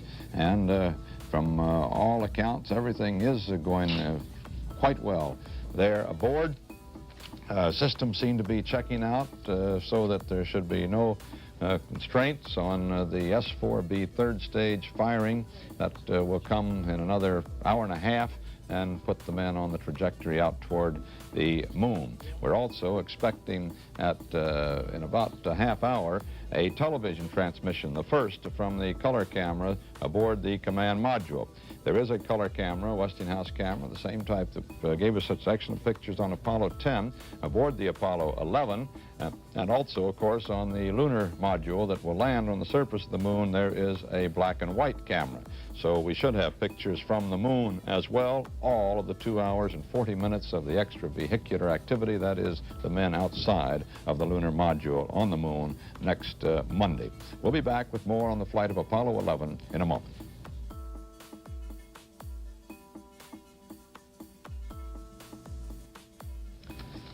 We have a report from Houston where the families of Collins and Aldrin watched the launch, and the Armstrong family as well, excepting only Jan Armstrong, the wife of the commander and the man scheduled to be the first to set foot on the moon. She watched the launch from down here at the Cape.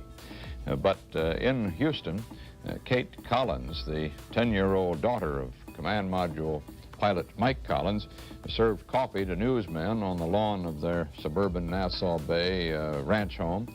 She was in yellow shorts, orange and yellow striped shirt, we're told, carried out trays of coffee to the large group of newsmen who've been waiting out there all night long. Along with her was her blonde brother, Michael Six. Two youngsters told the newsmen they'd like to be astronauts themselves, they think, someday. Michael said it'd be a lot of fun, and Kate said, I'll be thinking how much fun it is and how he, meaning her father, has been working so hard. I like science, geography, and math. Well, with science, geography, and math, that's what it takes. And perhaps Kate Collins will get to go to the moon someday. And perhaps when she gets there, they'll be running tour guide services, and they'll take her over to landing site 2 there in the Sea of Tranquility, a little beyond the crater Masking, and there show her the remains of lunar module that first set man down on the moon, and there with the plaque on it that her father signed, and that will rest there forever as a monument to man's arrival on the moon. Also, perhaps the flag, American flag that they'll plant there will still be flying when Kate Collins 10 gets to make her excursion to the moon. CBS Washington reports that President Nixon watched the liftoff as expected in a little office next to the Oval Office, and that is the Rose Room, and he plans to check back periodically with the television set on the flight of Apollo 11. Dan Rather, our White House correspondent, says that even though the official schedule takes President Nixon to the aircraft carrier Hornet to greet the astronauts when they return from their trip to the moon, that's scheduled for a week from today, it is being considered as an alternate plan for the President to go instead to the Manned Space Center in Houston to greet them upon their return there. We don't know the reasoning for that. Maybe Dan Rather can report to us.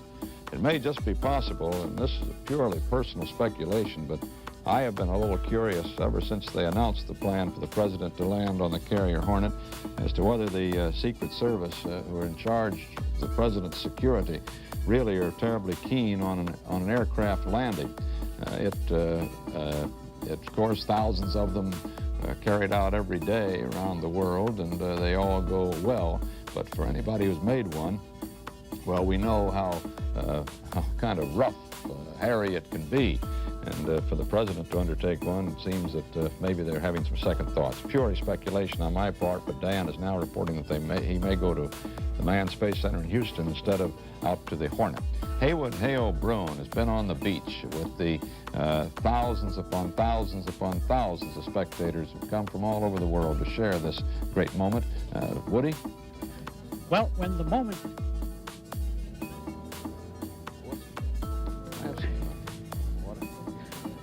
Walter, when the moment came, which everybody had been waiting for, it seemed to stun them into a kind of frozen disbelief. They couldn't quite believe that man was finally on his way to worlds outside the one where he began.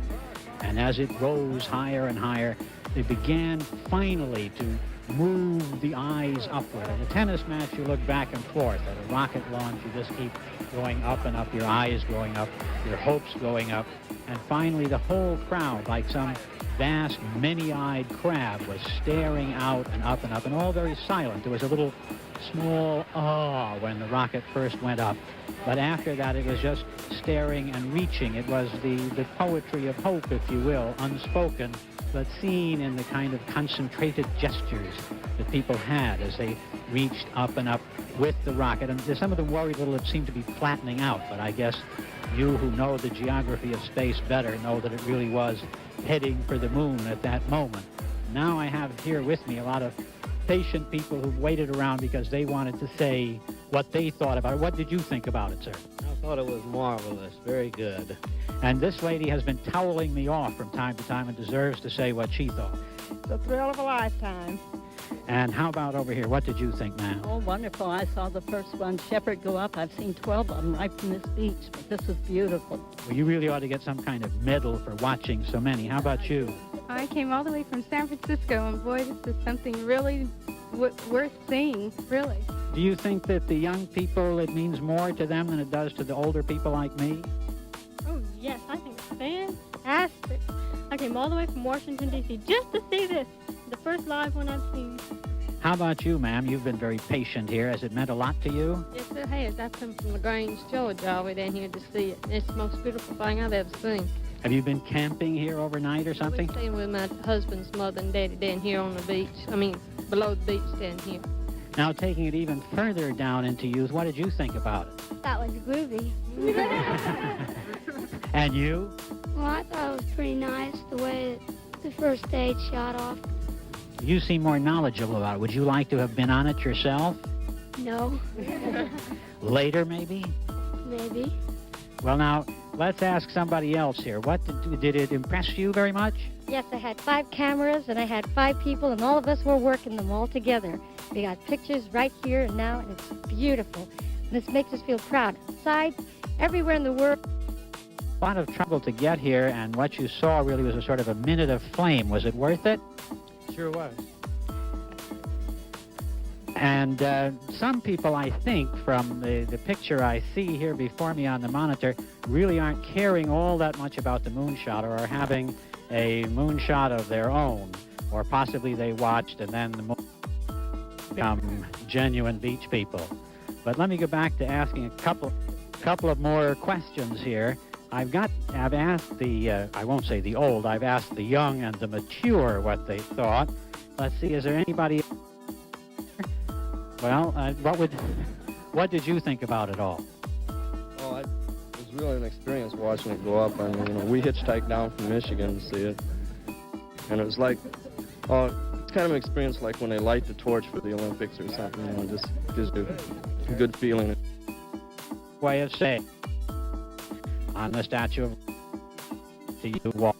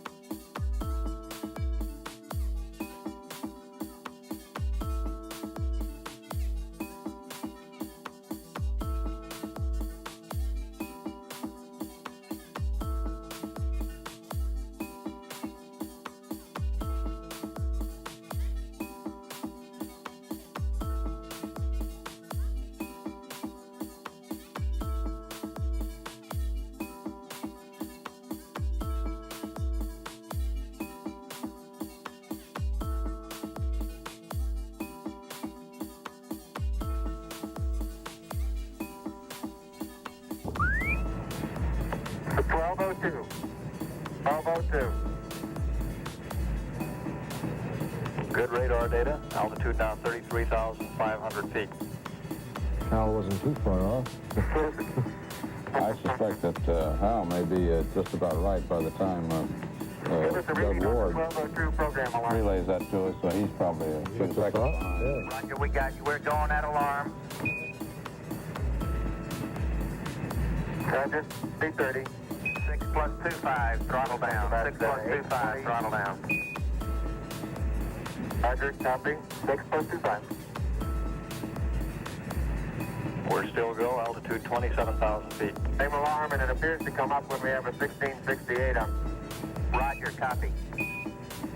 What's this alarm, Wally? It's a go case. There's Eagle, Houston, apparently we'll some monitor your Delta 8. Beautifully.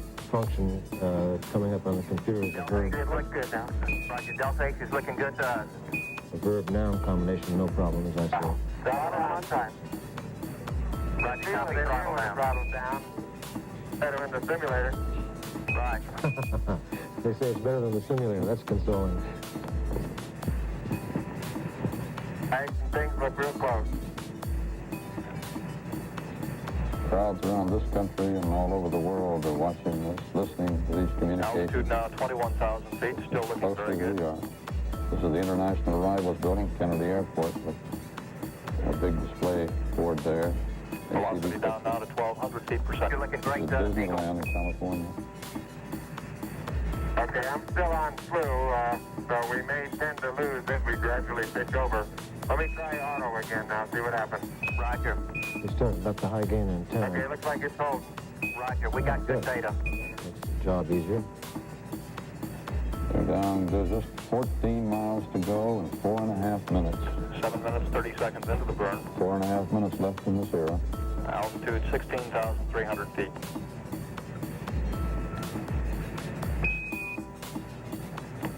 Oh, boy. This great big way of communications is Houston, it's working. descent to fuel to monitor, over. 72. Altitude 13,005. Velocity Going down 9,100 fast. feet per second. Made it switch over time, please, Houston. Roger, stand by. You're looking great at 8 minutes.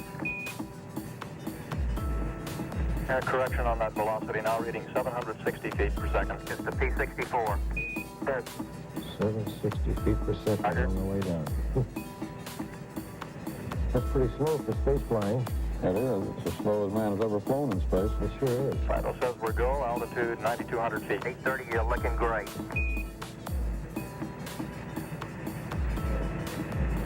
They're just about Descent rate 129 feet approaching per high second. gate. We copy. It's 7,600 foot level, 1.4 miles high when they get down to a speed of 98 miles an hour, and they're just a little under 5 miles from the landing site. At that point, they can pitch forward, get a really good view of the Eagle, you're landing looking site. great. Coming up 9 minutes. At that high We're gate, now in the approach phase. Everything looking good. they're inside the high Altitude gate, 5,200 feet. 5,200 feet, less than a mile from the moon's surface. Manual attitude control is good. Roger, copy. Altitude 4,200. Houston, you're go for landing, over. Oh, great go. Roger, understand. Go for landing. 3,000 feet. Stop alarm. 3,000 feet. Ooh. All the landing, meaning they're on the spot, huh? Roger, 1201 alarm. We're go. Same tide. We're go. 2,000 feet. 2,000 feet. Into the ag. 47 degrees. Roger. 37 degrees. Just these communications, too. We're getting this readout. Eagle looking great. Your go. Altitude 1,600. Oh, this is... They've got a good look at their site now. This is the critical time. They're going to hover. They're going to make a decision.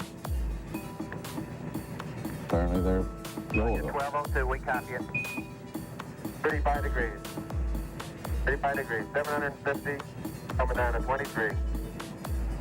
700 feet, 21 down. 33 degrees. Oh, the data is coming in beautiful. 100 feet down to 19. 540 feet down to 30. Down to 15.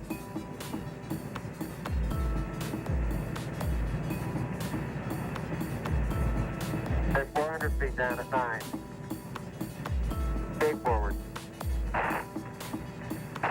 50 feet down at 4. 30, 3.5 down.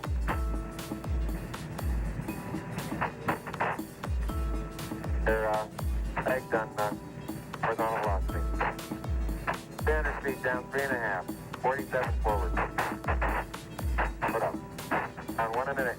1.5 down. 70.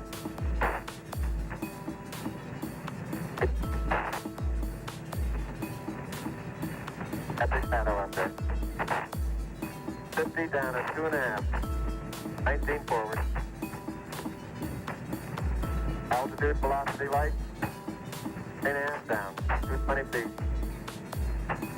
13 forward. 11 forward, come down nicely, 200 feet. 4.5 down. 5.5 down. 160 feet, 6.5 down. 5.5 down. 9 forward. Good. 20 feet. 100 feet, 3.5 down. 9 forward. 5%. How many bites? 75 feet. That's looking good. Down a half. 6 forward. 60 seconds. Lights on. 6. Down 2.5. Forward. Forward. Good. 40 feet down 2.5. Picking up some dust. 30 feet, 2.5 down. Straight shadow. 4 forward. 4 forward. Drifting to the right a little. 6. Down a half. 30 seconds forward. Good. 8.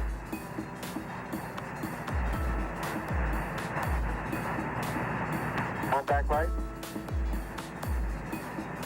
Okay, engine stop. ACA at a descent. Mode control both auto, descent engine command override off.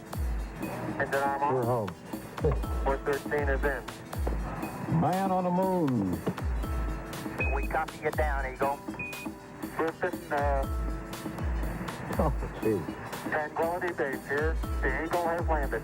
Roger, Tranquility. We copy you on the ground. You got a bunch of guys about to turn blue. We're breathing again. Thanks a lot. Ooh. Oh, boy. Thank you. You're looking good here. Boy. Okay, we're going to be busy for a minute.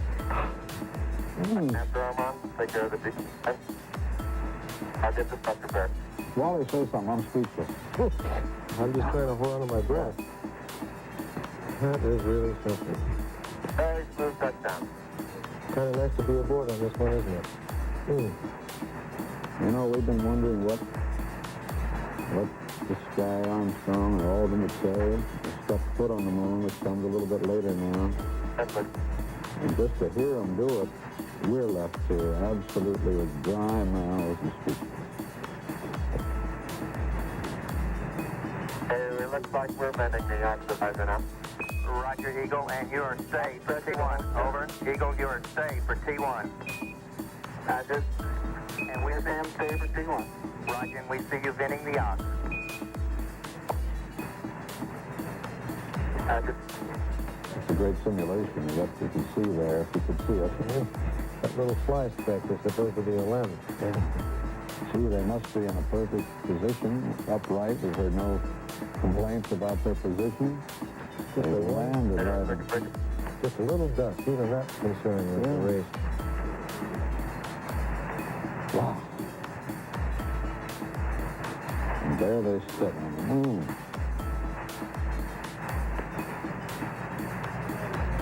Just exactly nominal, wasn't it? Exactly as a flight plan all the way down. Man planning this thing on the surface of the earth. My God. We've done it. Yes, it's funny, too. Copy, now 60, now 43. Roger, we have it. Yes, sir, I read Columbia, and I get you.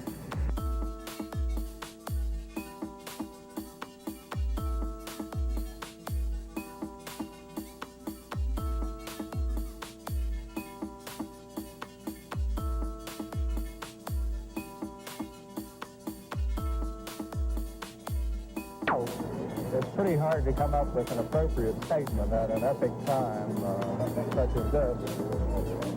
We did release a very short statement indicating mainly our impression of this momentous achievement. But I guess if Cronkite doesn't know what to say, don't expect me to come up with anything too good.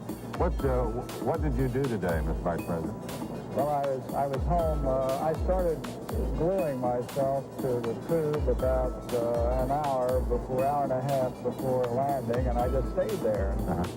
We didn't have any formal meal or anything like that. Somebody brought me a box of pretzels to keep me going. I watched the touchdown, and immediately thereafter, when we were sure things were stable again, I did go out and try to play a little tennis, but the rain overtook me, so I had to quit that. Before you became Vice President and therefore Chairman of the President's Space Advisory Council, what were your views toward the space program, which was a democratic initiated program? Well, I'm going to have to take some exception with you on that one. The space program really began during the Eisenhower. Well, I'll amend it to say the moon program. Well, naturally, I don't think it's a partisan thing anyhow, because people don't think of it in that sense. I've always been a great supporter of it. I can remember back when the Sputnik thing broke, a tremendous sense of depression that I had as an individual, and in talking to other people, I found out they did too. They felt depressed about the fact that the initiative had been taken in a brand new, exciting exploratory field from the United States.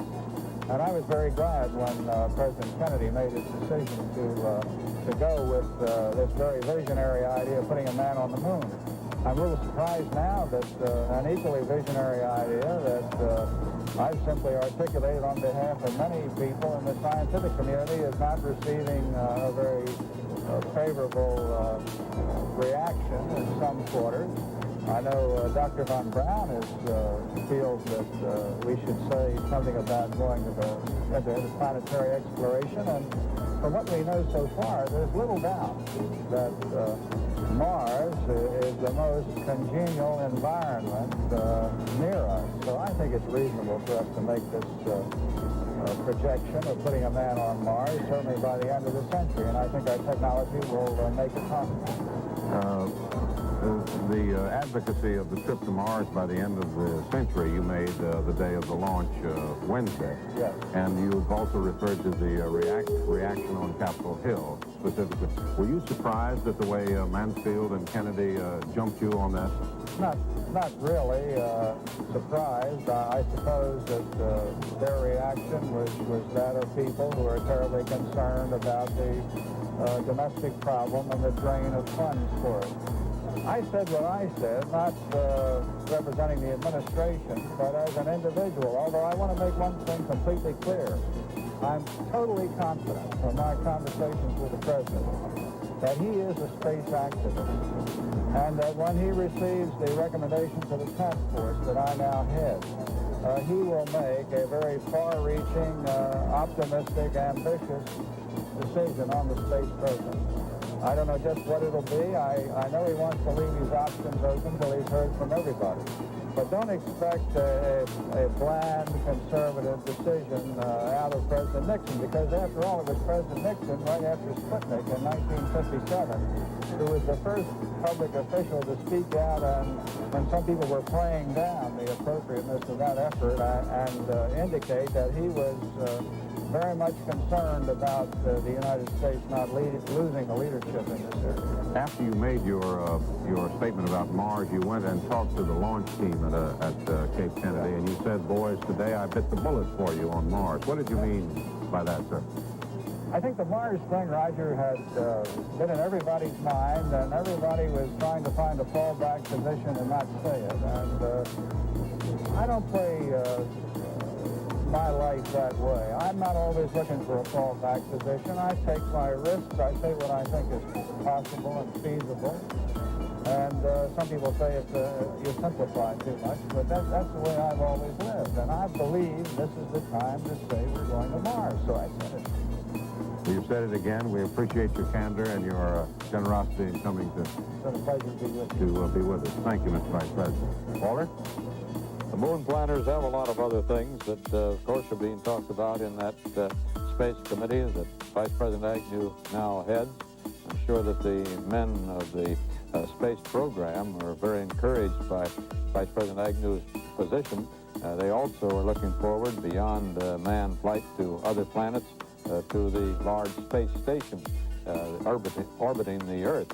This, they believe, is what the Russians are going for, perhaps an orbital space station of as many as 100 men with space ferries taking new crews back and forth to this space station.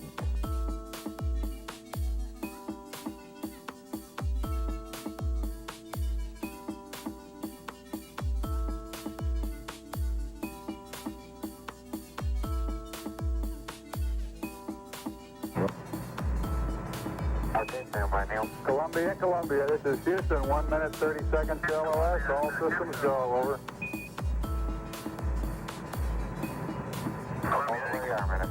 Okay. Get a little slack.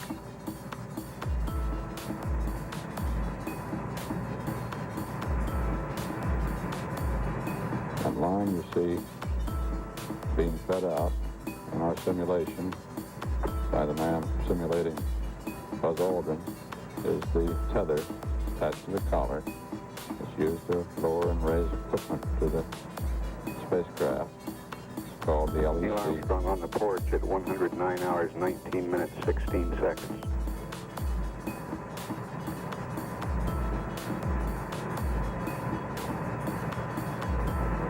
The 2 hours and 40 minutes of extravehicular activity, that is, of the walk on the moon, begins with the hatch opening. You need more slides, bud? No, hold it just a minute. Okay. That was at 10 hours, 10:40 p.m. Eastern Daylight Time, so the 2 hours. 25 minutes of PLSS time expended now. 2 hours and 40 minutes, that would. Okay, everything's nice and straight in here. Okay, can you pull the door open a little more? Right? I mean, they'd be inside and buttoned up again. Did you get the main sound?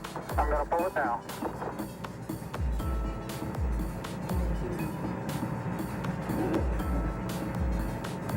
At 1:20 a.m. Houston, the Mesa came down, all right.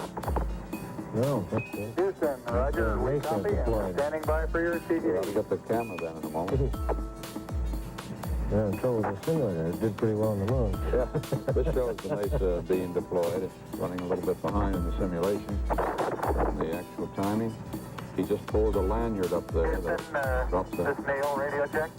Neil, this is Houston, loud and clear. Break, Buzz, this is Houston, radio check and verified TV circuit breaker in.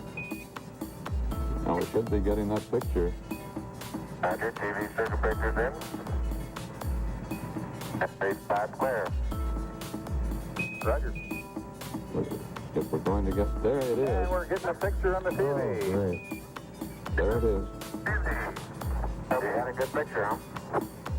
There's a great deal of contrast in it, and currently it's upside down on our monitor, but we can make out a fair amount of detail. 400 million people are turning up on their heads at the moment with those words. They're supposed to turn that picture over for us electronically. Motion there. The opening I ought to have on the camera. Yeah, they turn it over now. There's a foot going down. There he is. There's a foot coming down the steps. Okay, Neil, we can see you coming down the ladder now. Neil, we can see you coming.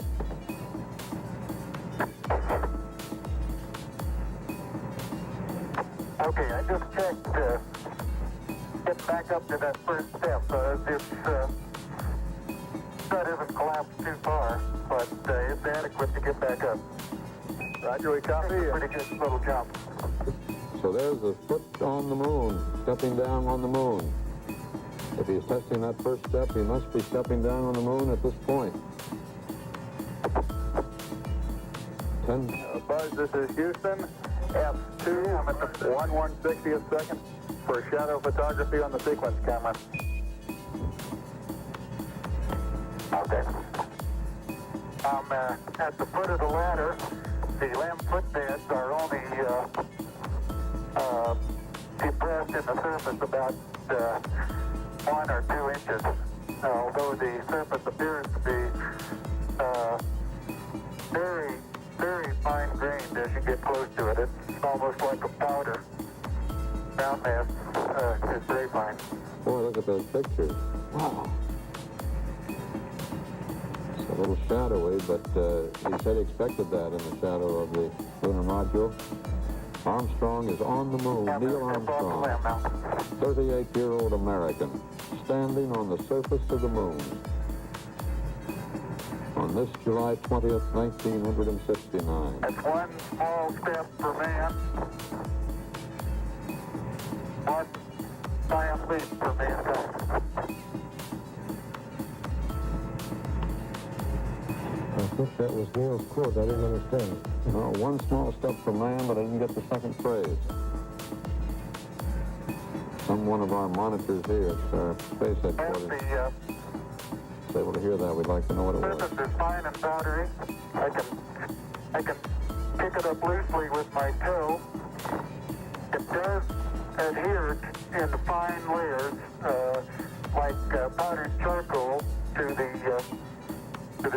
sole and sides of my boots. His quote was, that's one small step for man, one giant leap for mankind. I can see the footprints of my boots and the treads and the fine sandy particles. Neil, this is Houston. We're copying. Oh, thank you, television, for letting us watch this one. Isn't this something? 240 miles, 1,000 miles out there in the moon, and we're seeing this. There seems to be no difficulty in moving around as we suspected. It's even perhaps easier than the simulations of 16G that we performed in various simulations on the ground. Absolutely no trouble to walk around. See, that's good news.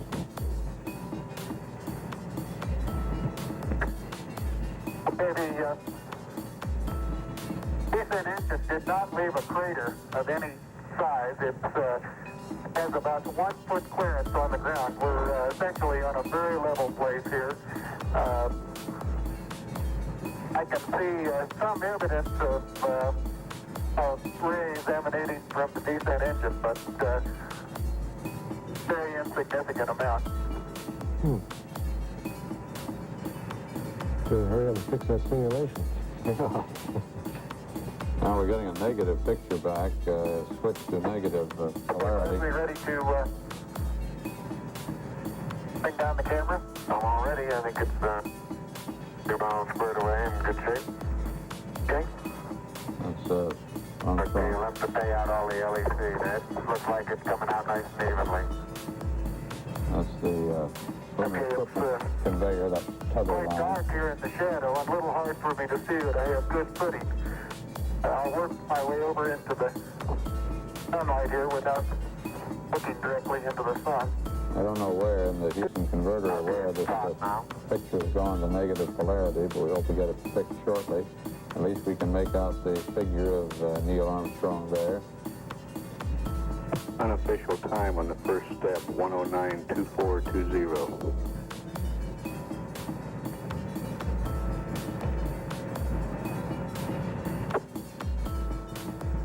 Yeah, I think it's pulling the wrong one. I'm ready to pull it down now. There was still a little bit left in the... Okay, don't hold it quite so tight. Okay? As we said, this is like a clothesline. Going to bring down a sequence camera now for pictures. And then a little later on in the... Looking up at the lamp, I'm standing directly in the shadow now, looking up at both in the windows. And I can see everything quite clearly. The light is sufficiently bright, backlighted into the front of the lamp, that everything is very clearly visible.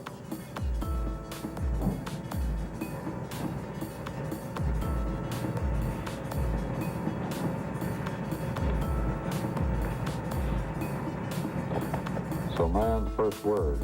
Neil Armstrong's first words, setting foot on the moon was, Okay, I'm going to be changing it. that's one small step for man, one giant leap for mankind.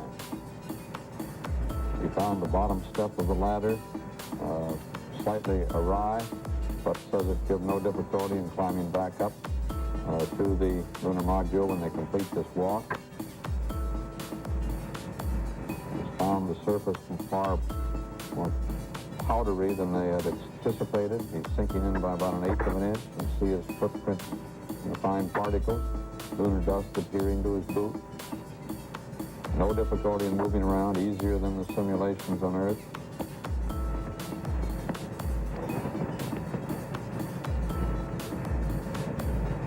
He has about 25 minutes of activity here alone on the moon's surface, testing the environment, moving around like this, taking a good look at the lunar module, which he's given us a check on. Seems to be in good shape. Very little scoring of the moon's surface by the descent propulsion system engine. The pads settled nicely, but not very deeply, into this fine powdery sand, fine powdery surface of the moon. Apparently it's in good position to provide the platform for takeoff, or we have heard something about that by now from him. The surgeon says the camera installed on the ICU bracket.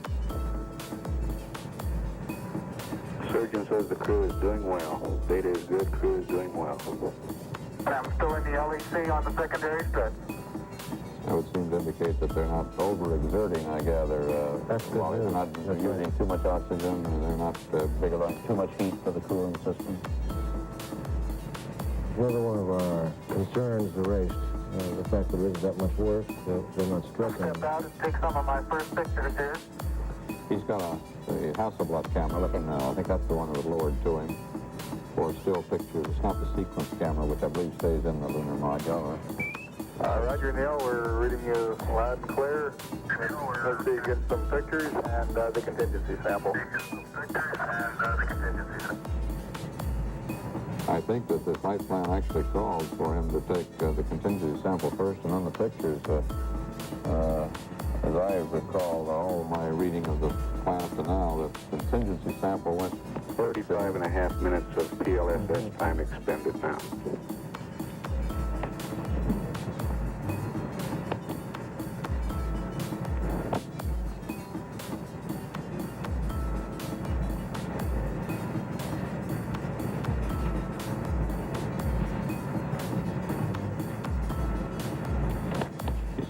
Too, that they're on a very level place there, which is good, and was partly because of his own skill in making that manual landing after it looked like they were coming down in a very rough area.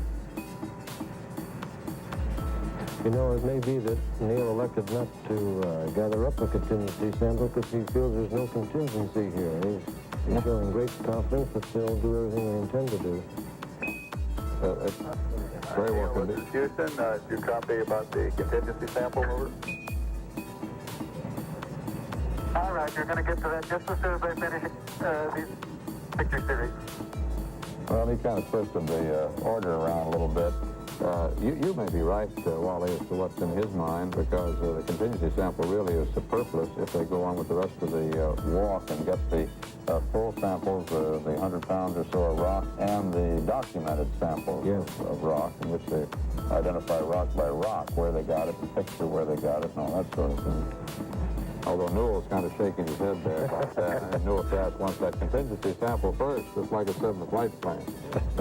Want to be sure he gets that pocket full of surface rock. Make sure we get something. Right. I have an idea we're going to get everything we want. I wouldn't be surprised. It's just going so beautifully.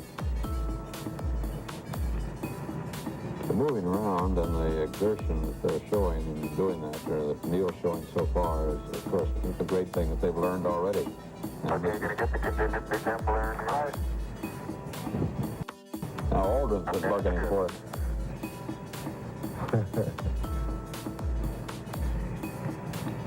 The man is going to get tired of those kibitzers in a minute and get them up to the contingency sample just to quiet them. Nag, nag, nag. I stepped out of the field of view. I wonder what he's up to now.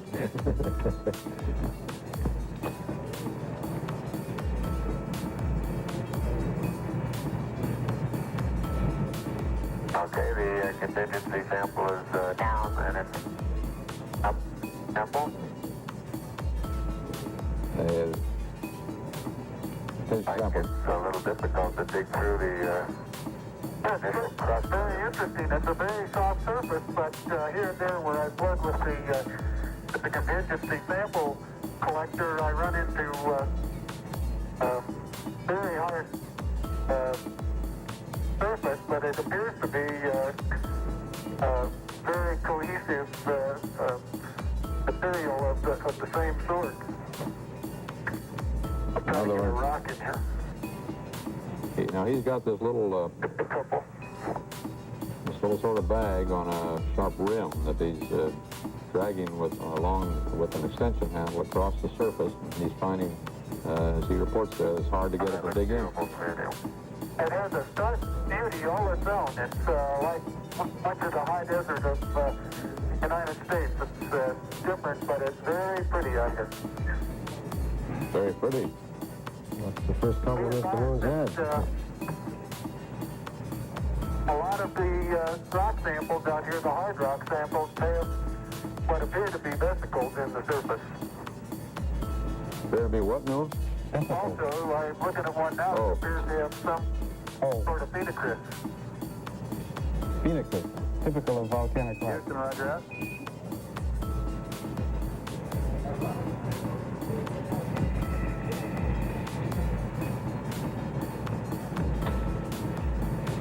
Okay, the handle is off the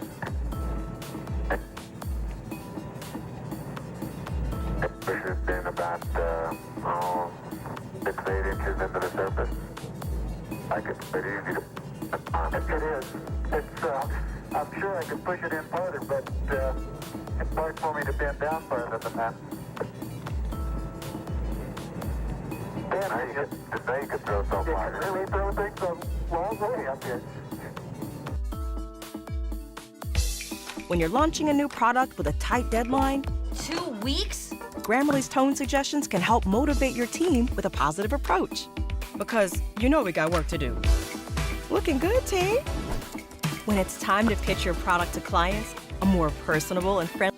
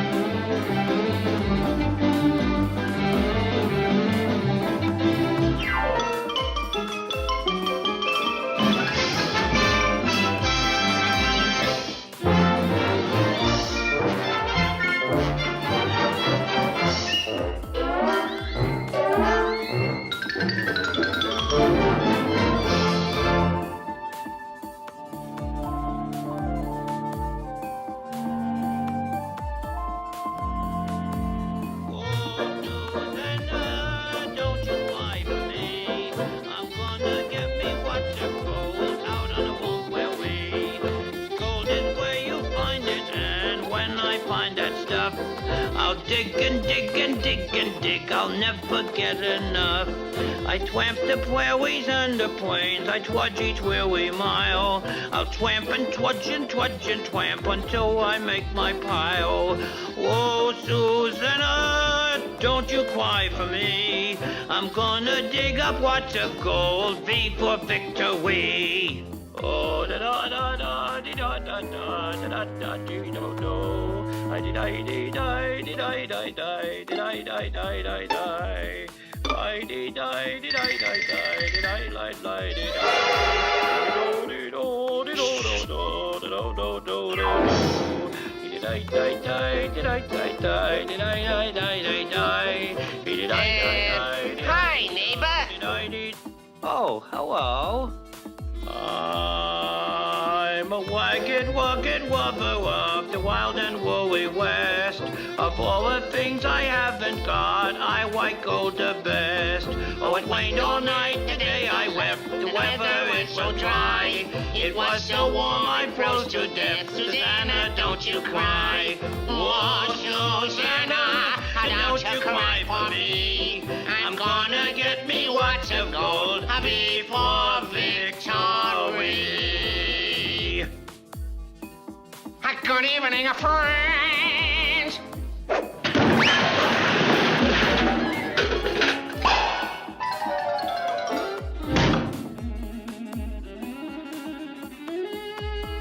Hey, there's something awfully screwy going on around here.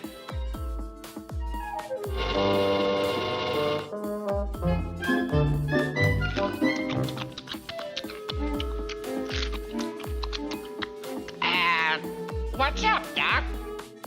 Well, one of the strangest things No! Hey, smart boy.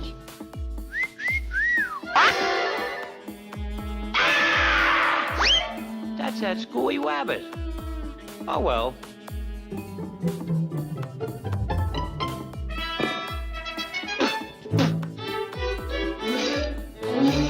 Whoa! I've been working on the railroad all the long day. I've been working on the railroad to pass the time away. Whoa!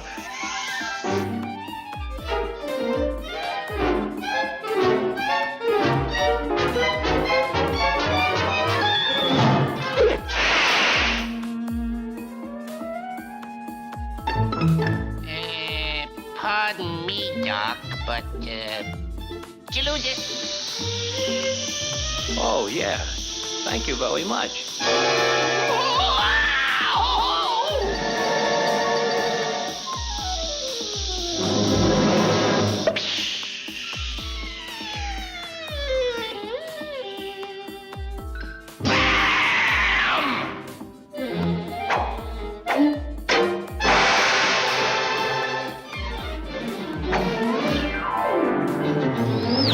Goldie found it! Hey, Eureka! Gold! Goldie discovered gold! Boy, gold, Hey, gold, Goldie gold, discovered- gold, what with discovered yellow over gold? here. Where? Over here. Where? Over here. Where? Where? Over here. Where? Here. Oh, that's nothing. Well, I got one here. You chubby little rascal.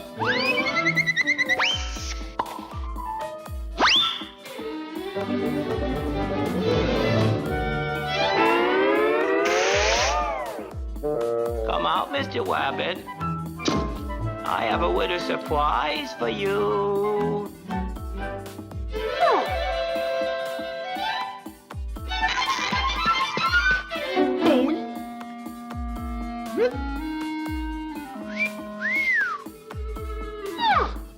Don't laugh. I'll bet plenty of you men wear one of these. That's the last straw. I'll get that rabbit.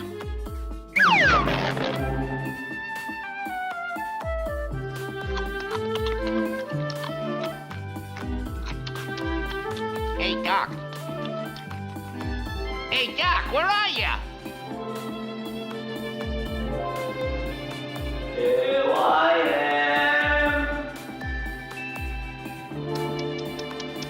Too bad. Too bad. Oh, well. Oh, bury me now. Out the Lone Prairie. Oh, where the wild coyotes will howl on me. Oh, gosh, ain't I a stinker? La-ta-ta-ting, la-ta-ta-ta-dum, la-ta-ta-ta-ta, la-ta-ta-ta. Rabbit, I came here for gold, and I'm gonna get it. No, no, no, not that. We With Squarespace, you can make a website to sell anything. Anything? Anything.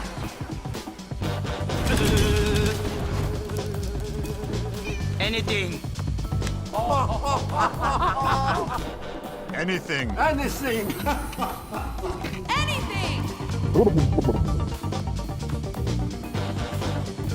Anything.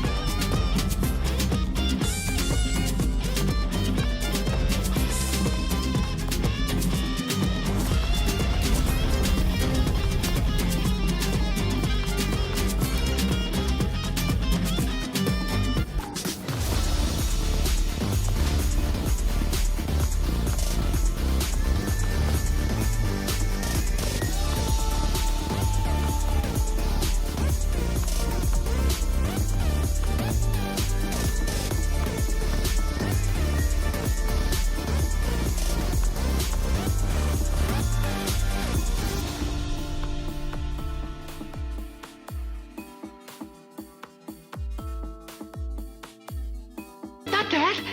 Anything but that. I got you. I'll show you. You can't do this to me. I'm gonna dethrone you, you rabbit. Eureka! Gold at West! Eureka! Gold at West!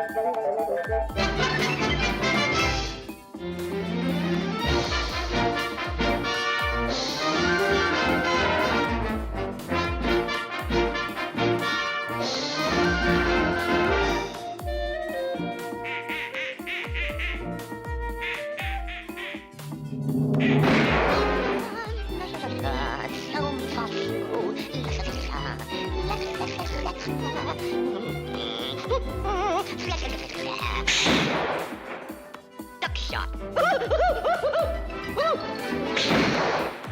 More duck shot. Confidentially, those hunters couldn't hit the broadside of a duck. Ah! They got me. Yipe!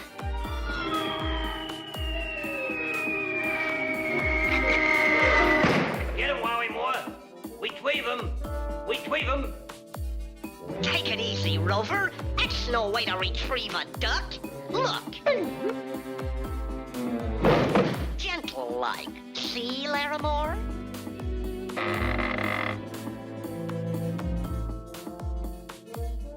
Hello. Sorry I had to plug you, Mr. Duck, but I'm a sportsman. A great, great sportsman. A great sportsman, eh?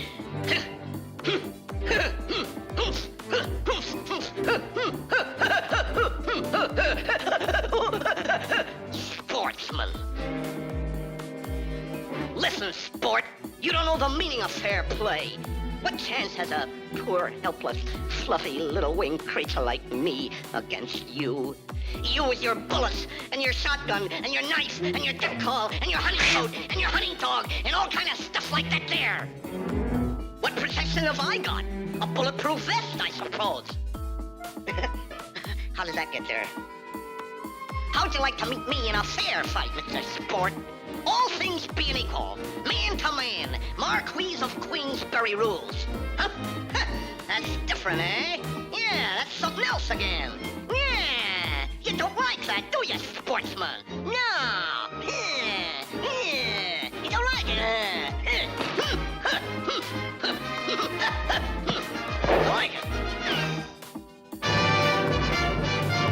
Ladies and gentle ducks, in that corner.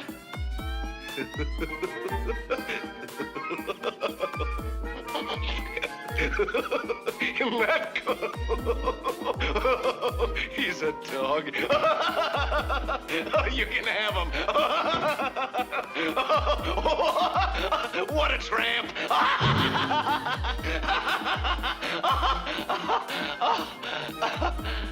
Elmer Fudd.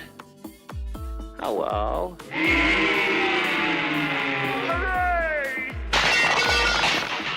And in this corner, a duck who needs no introduction. That outstanding exponent of clean sportsmanship. That champion of champions.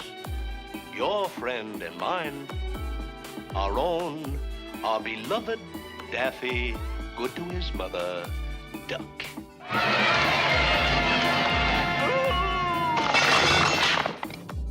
Now, boys, fight clean. Oh, brother! No rough stuff. None of this. Or this. Or this. Or like so. Or this. Or this.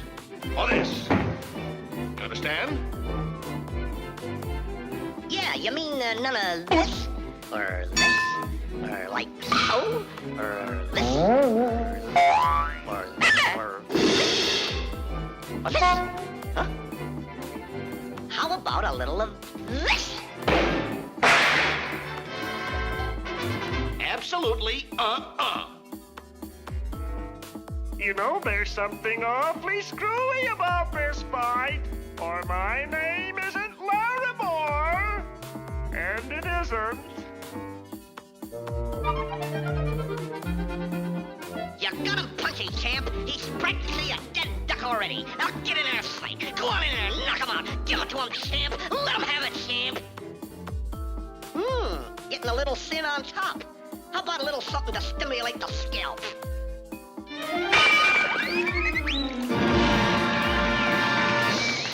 Now shake hands.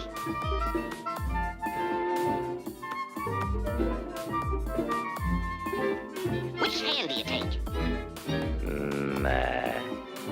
That one. Nope. Wrong. Guess again. All right. I'll take that over there. Ain't he a dope? You sure this is the one you want? You're right. The right one. And here's round one coming up. 139.10, you're out. The winner and new champion, Daffy Duck.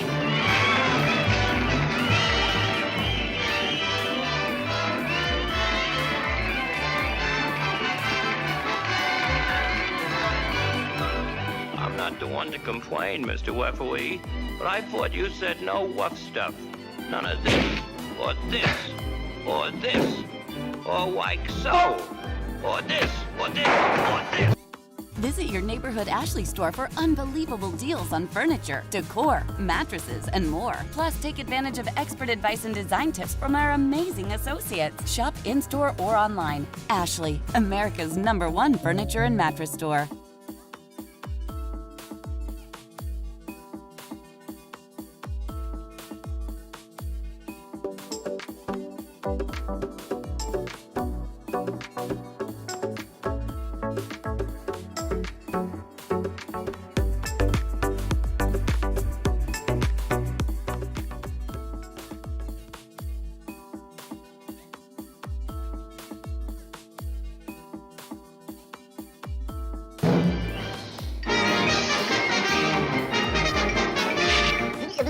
That's all, folks.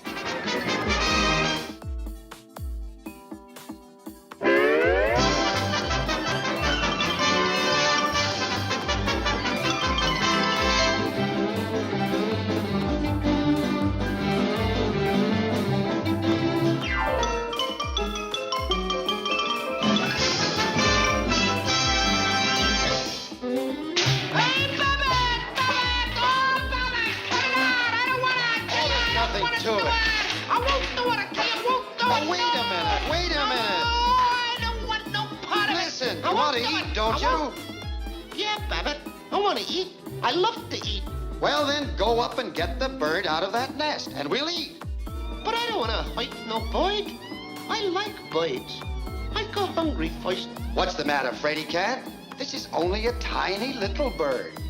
You mean a poor little dincy-wincy, itsy-bitsy defenseless bird? Yes. Let me at him! Let me at him! I'll get him, Babbitt! Gang way, I'll mortalize him! Let me at him!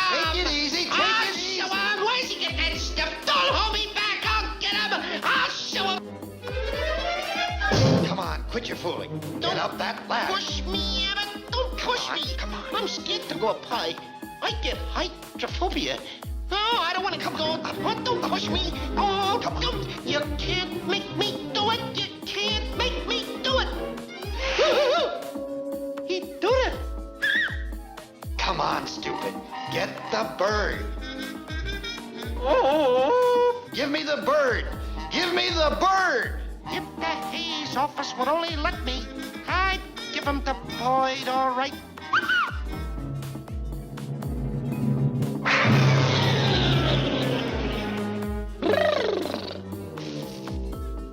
Oh, Babbitt! Babbitt! Oh! Hey, Babbitt! Look! Stilts! Help! Help! Babbitt! Here I go again! Catch me! Help! Hey, I'm too young to die! Help! Save me! Help! Hey, how'd you get away up here? Say, Babbitt, are you sure this thing is gonna be okay? Of course. Everything's under control. Don't push me down in a box, Babbitt! Please don't do it! Don't do it! Hey, Babbitt! Oh, Babbitt! Babbitt! What's the matter now? I'm afraid of the dark. Well, I'll let you out then.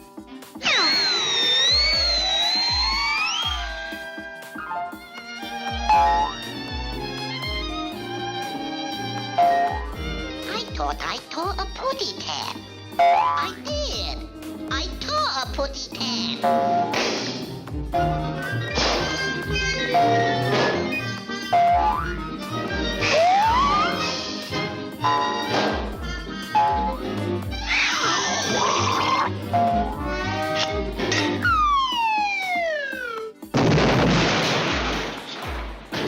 Oh, the poor putty tat.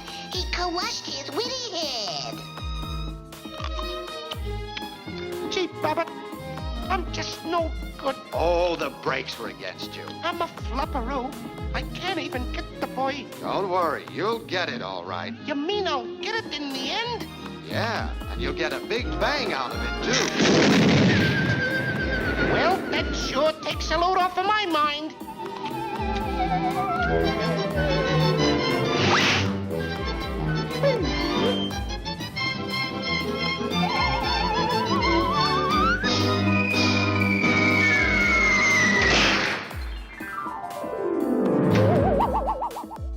Hey, cut it out!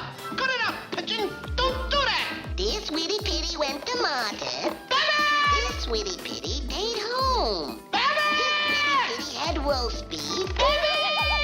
Well, what do you know? I ran out of pitties.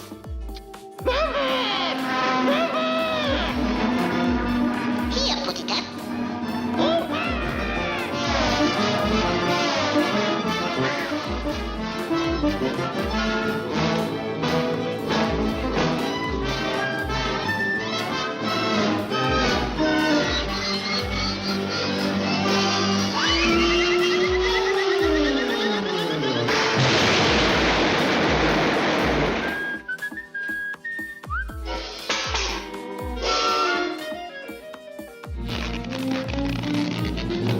I'll save you.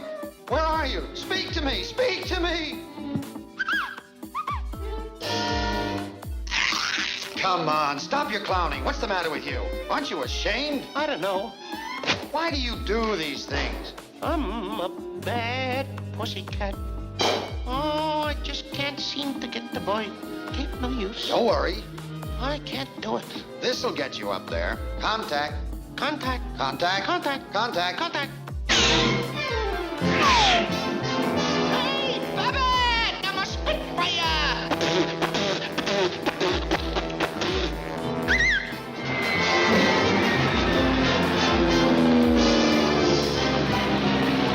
Hello? Fourth Interceptor Command? I see an unidentified object flying around my widow head.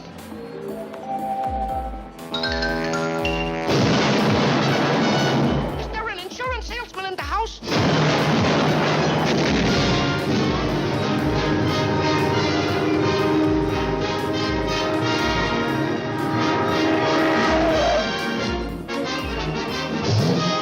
Air Wade, lights out, total blackout. Wake it up, putty tat, wake it up. Air Wade, lights out, total blackout. Hey, now's our chance. Come on. Turn out those lights!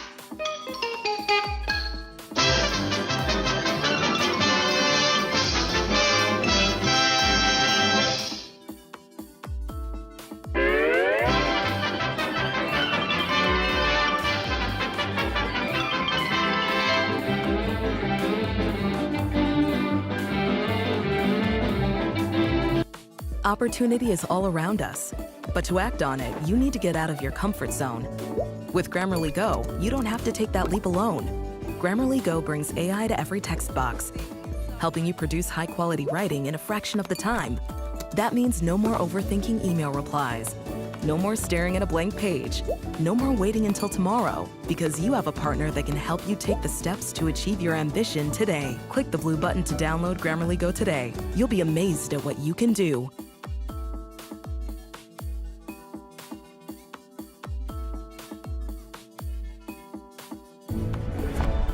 YouTube TV has no hidden fees and includes unlimited DVR space. YouTube TV. Try it free.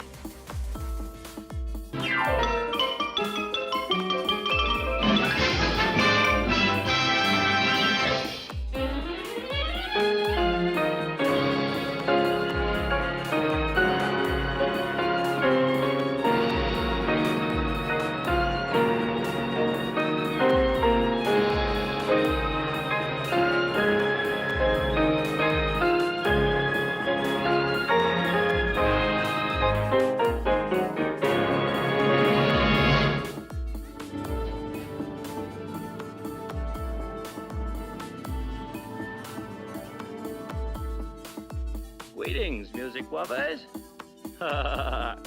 First, we will hear a waltz, written by Johann Strauss. And as we hear the rhythmic strains of the haunting refrain, listen to the whip-wing rhythm of the woodwinds as it rolls around and around, and it comes out here.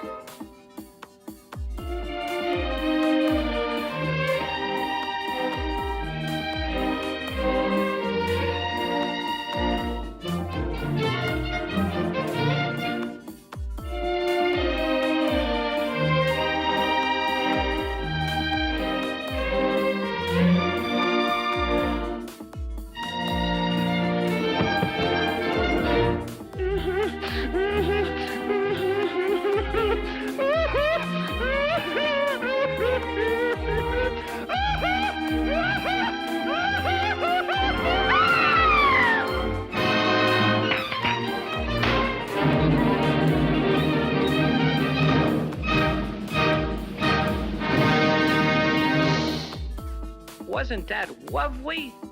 And now we will present the beautiful Blue Danube.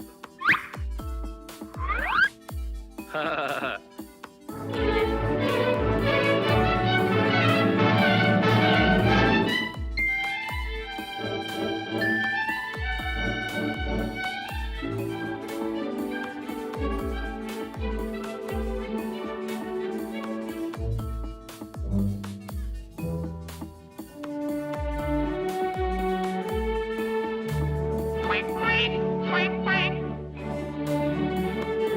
Quack, quack, quack,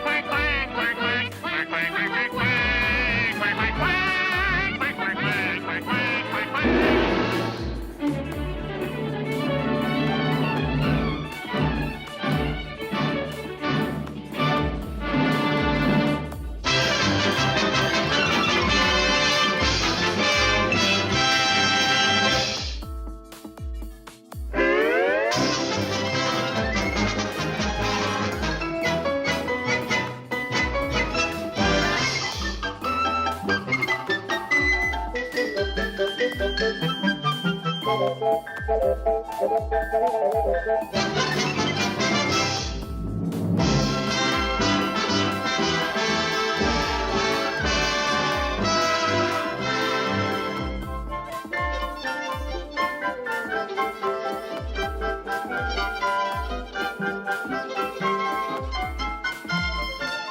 many, please? 1 adult and 3 children, please. Thank you. Come, children.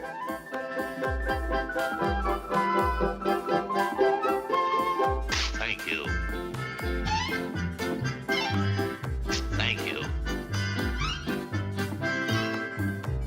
Thank you. Watch your step, please.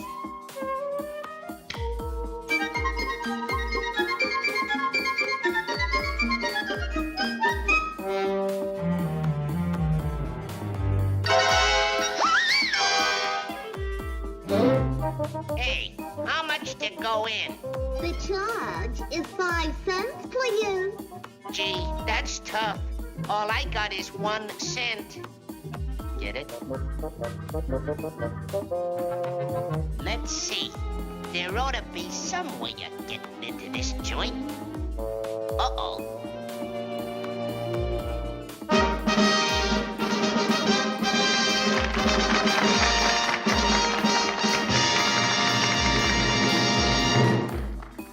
Hi, gang. And now if you'll all be quiet, we'll start the show. I drew this cartoon all by myself, but shucks, it wasn't hard because I'm an artist. I hope you like it. Yeah, thank you.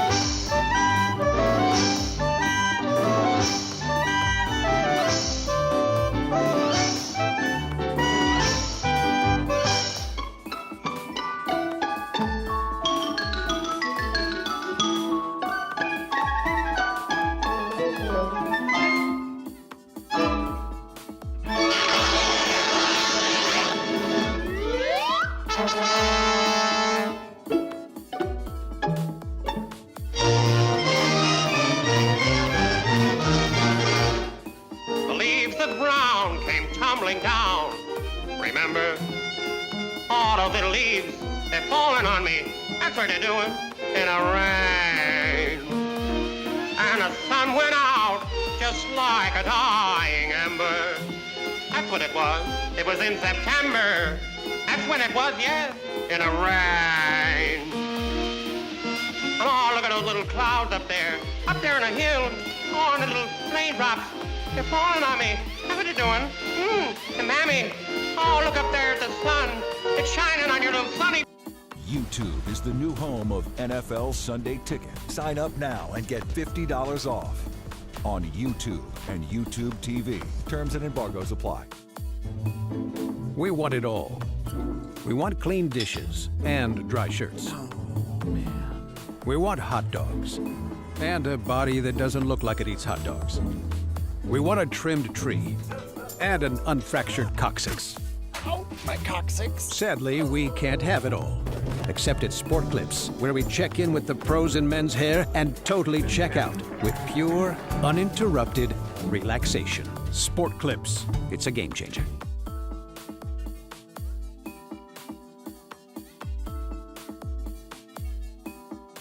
Boy, come on, play it for me. Spring is here and it's September, that's what it is. Build it up, play it, that's September. In a rain.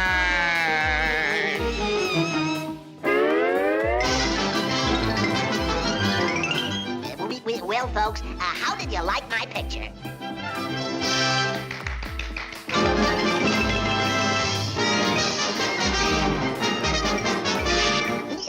That's all, folks.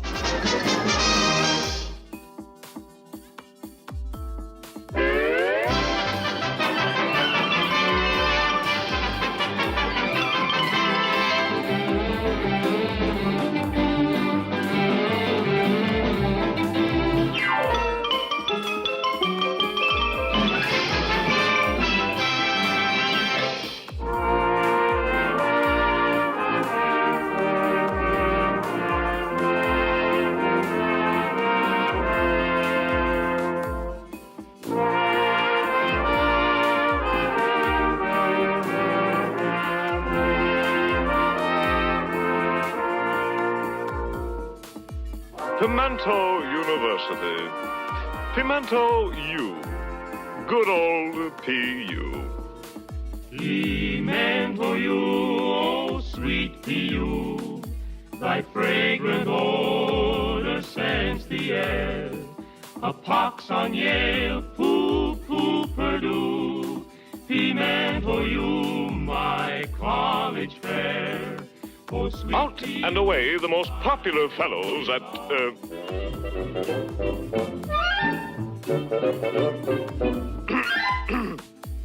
Out and away the most popular fellows at old P.U. are the three Dover boys. Tom, the fun-loving member of the trio. Dick, a serious lad of 18 summers, plus a winter in Florida, as related to the Dover boys in the Everglades. And Larry, the youngest of the three brothers. A gay outing at the park has been planned by the merry trio, and they're off to fetch their fiancée, dainty Dora Standpipe, at Miss Cheddar's Female Academy close by. With their usual punctuality, the boys arrive at the appointed hour of 3. Yoo-hoo! Yoo-hoo! Yoo-hoo!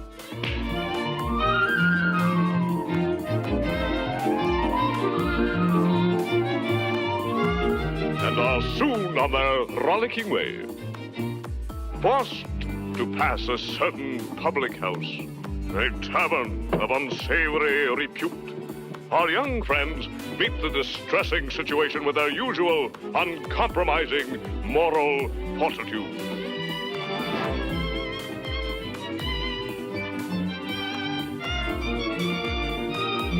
Little do they know that even now, within this very tavern, Dan Backslide, the former sneak of Roquefort Hall, coward, bully, cad, and thief, and arch-enemy of the Dover boys, squanders his misspent life. Hark! The Dover boys. Drat them. double drat them. They are escorting Dora Standpipe. Dear rich Dora Standpipe, how I love her! Oh, there's money. Confound those Dover boys! Oh, how I hate them! I hate Tom! I hate Dick! And I hate Larry! They drive me to drink!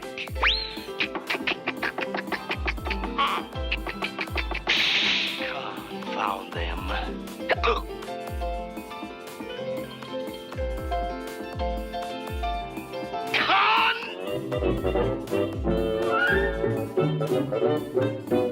Found them! But let us draw the curtain on this sordid scene and turn to more pleasant surroundings, where we find our young friends engaged in a spirited game of hide, go, and seek. 20, 25, 30, 35, 40, 45, 50, 55. No! In here! No, up here! No, over here! Over here!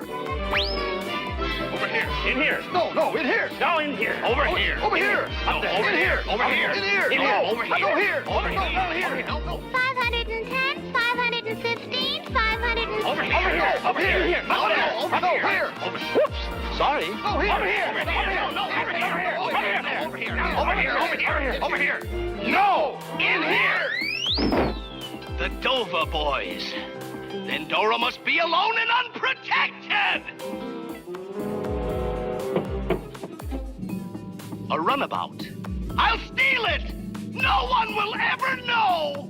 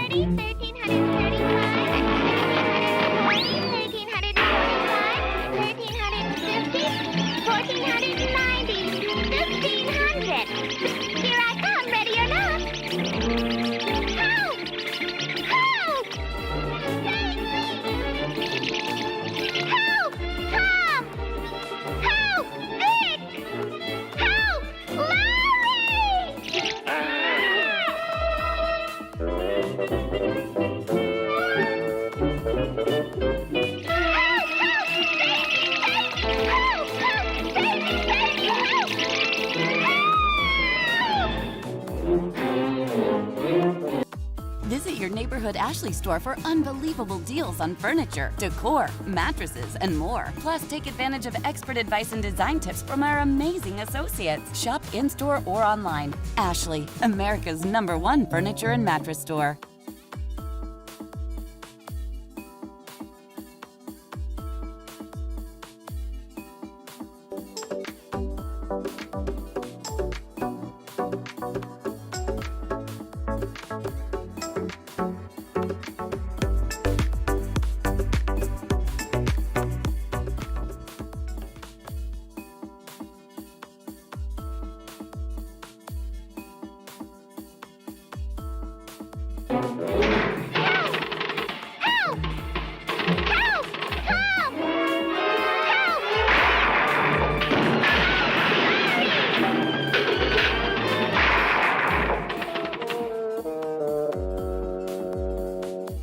Poor Dora. Will no one save her from this predicament? Will no one come to her assistance? But hold on. What's this? It looks like an alert young scout. And that's just what it is. He'll not fail her, I'll venture.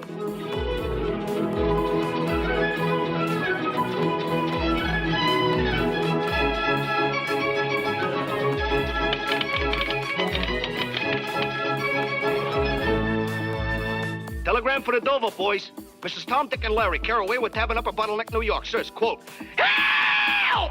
Unquote. Signed, Dora. 35 cents collect.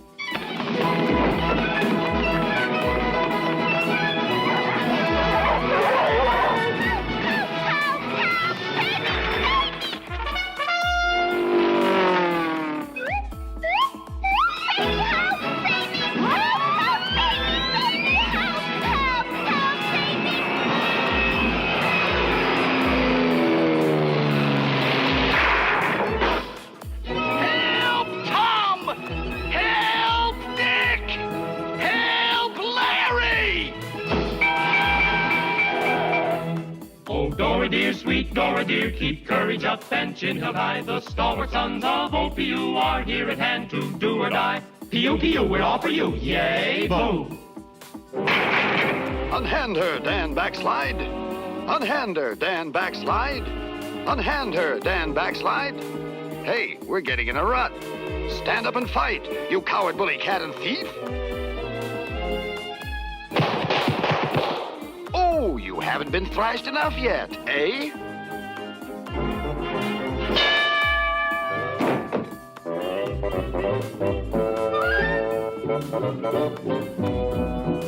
And now it is time to say goodbye. Goodbye.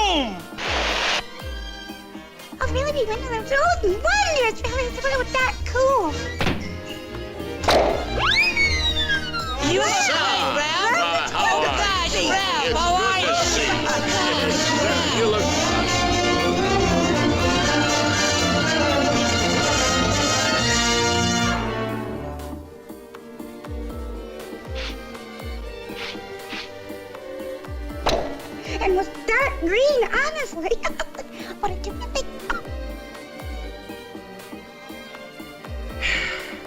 Well, I guess I'll drift down to the old sugar bowl and scare up the old gang. Okay? Okay. Hey, gang! Old Ralphie's back!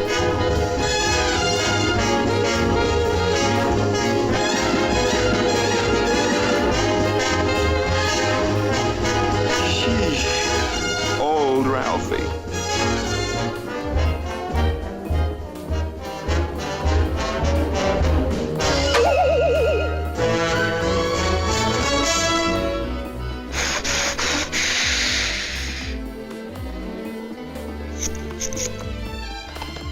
Hello, Maisie?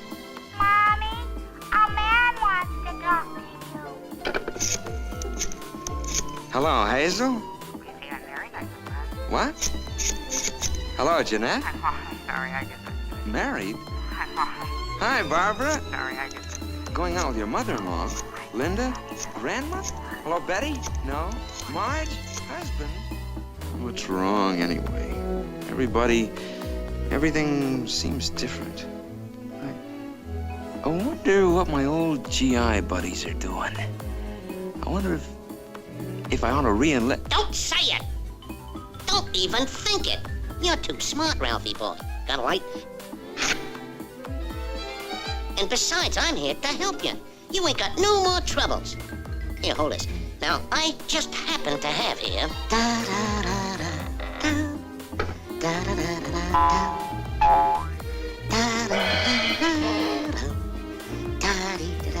Now then, let's get some sense into that boyish head of yours. Now, first thing you gotta do is...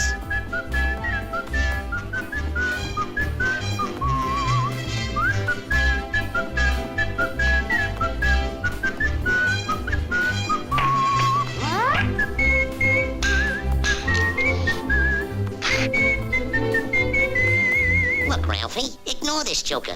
He's in the pay of you-know-who. Here, give me a drag off that thing. YouTube is the new home of NFL Sunday Ticket. Watch all your favorite NFL teams' out-of-market Sunday afternoon games all season long, exclusively on YouTube and YouTube TV. Sign up now. Terms and embargoes apply.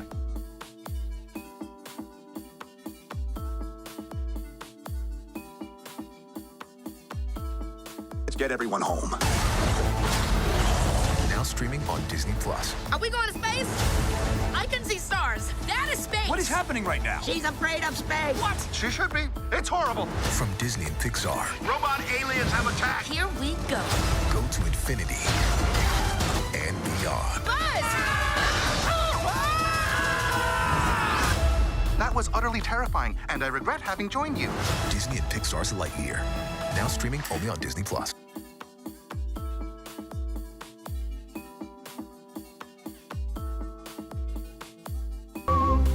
All we want is the facts, man. Facts, eh? I'll fax you, Buster.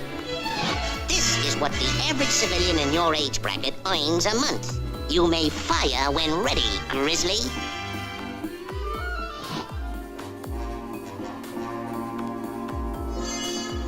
Need I say more? That's over $100 difference.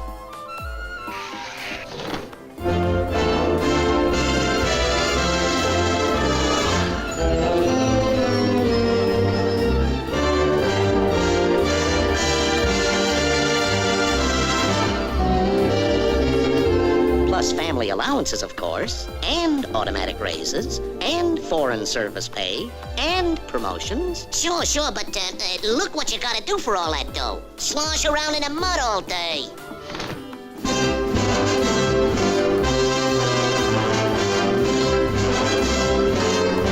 And you can pick your career before you re-enlist. Re-enlist? Are you nuts? We ain't re-enlisting in nothing. We don't want to look like no toy soldier. Look at these civilian clothes. Sharp, eh?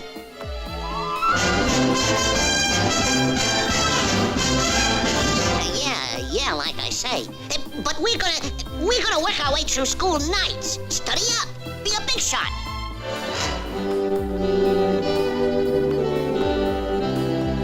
While in service, of course. Don't be taken in, kid. We'll get ourselves a good job. 2 weeks vacation every year at good old Lake Mossy Log.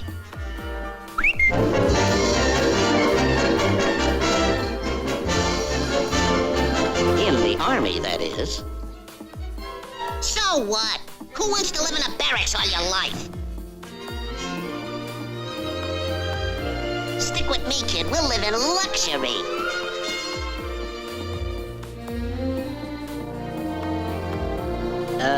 Government insured, of course. Okay, wise guy. Retirement.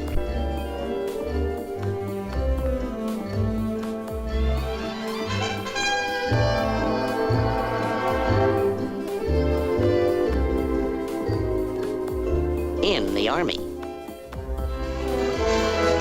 Or...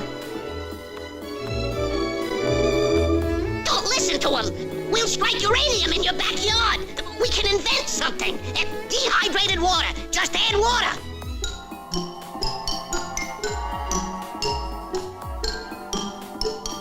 And with that fat bonus, too. Holy Eyes of cow! chicken. Come on, hurry up.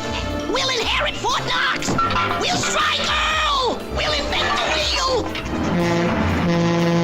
Come on, hurry up. Come on, get the lead out. Step on it, step on it. Come on.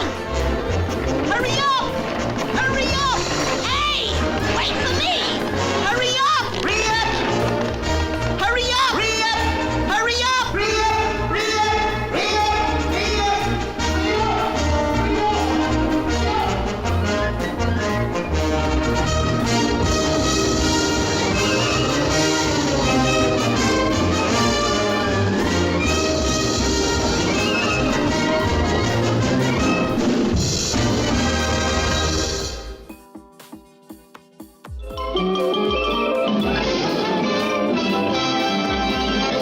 Here we are at one of the country's most interesting zoos.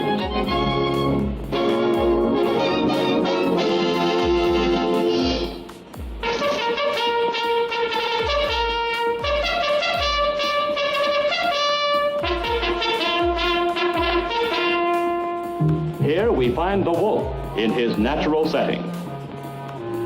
Next, a pack of camels. A North American greyhound.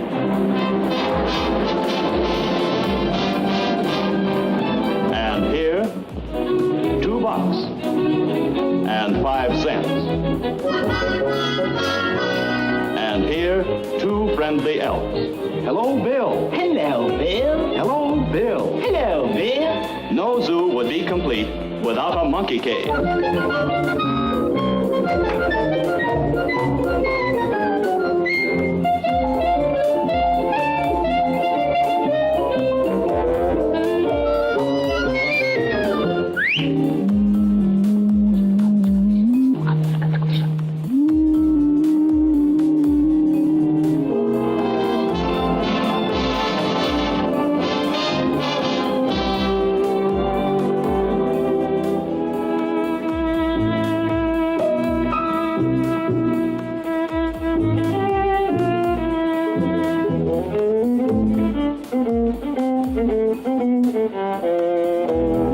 Hey, sister!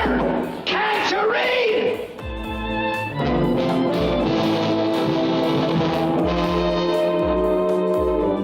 Mother Nature's own weatherman, the little groundhog, and his shadow.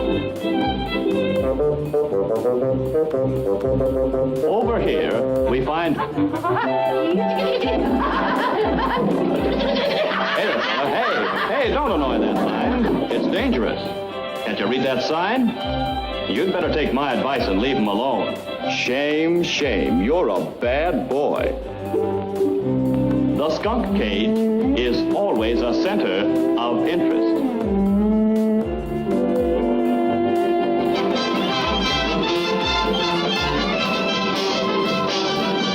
Well, we're lucky.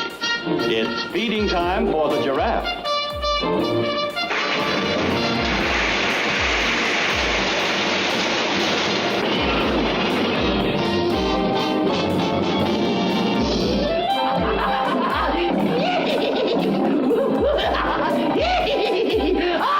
Listen now, fella. This is the second time I've had to speak to you. Leave that line alone. I'm warning you. I'm a bad boy. And here we come to a family of white rabbits. Of course, you all know how fast they multiply.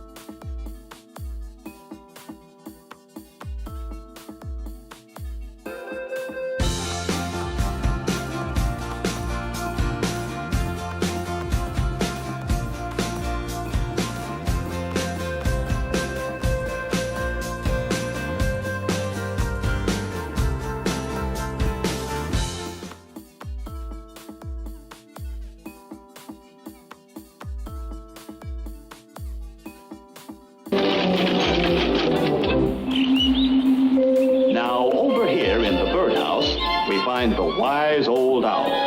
Who? You. Me? Yes. Ooh. An interesting bird is the South African talking parrot. Polly, want a cracker? I said, Polly, want a cracker? Nah, give me a short beer. Another interesting bird is the Alcatraz jailbird. I didn't do it, I tell you. Okay, I'm asleep, see? Yeah, I'm innocent. I want to see the DA. They can't do this to me, see? They can't hang this on me. I didn't do it, I tell you. I didn't do it, I tell you. Oh, he did so do it. I saw him with my very own eyes. So there. Over here, we find Mother Ostrich on her nest.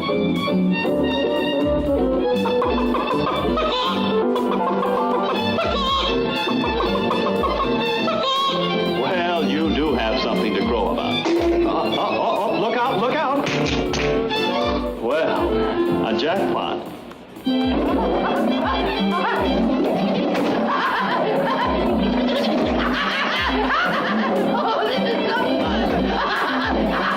For the last time, you'd better stop annoying that line if you know what's good for you. I'm a bad boy. New to the zoo is an elephant just in from Africa. Hello, Express Company. This is Joe Jumbo. We'll send it up right away. You know, those guys have had my trunk for a week.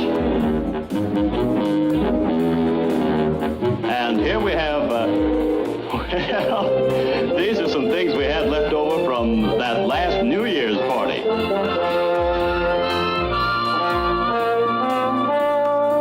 Pacing back and forth in their cage, we find two restless panthers. Bread and butter, bread and butter, bread and butter, bread and butter, bread and butter, bread and butter. Well, here we have J. Wellington Buttonhook. Mr. Buttonhook used to thrill thousands at the circus by putting his head in a lion's mouth.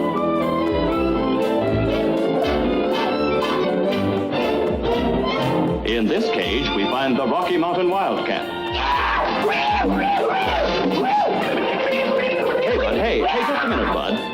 Tell me, just what made you wild? What made me wild? What made me wild? Well, I'll tell you. They called my name out at bank night, and I wasn't there!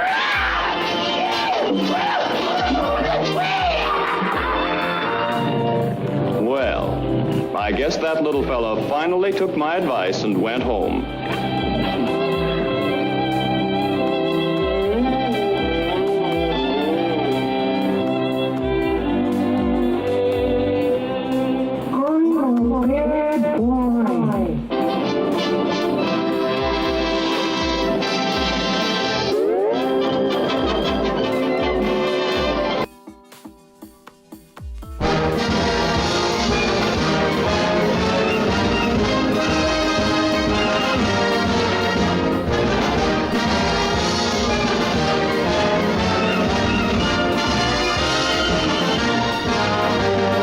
This is John McRoger, Airman First Class.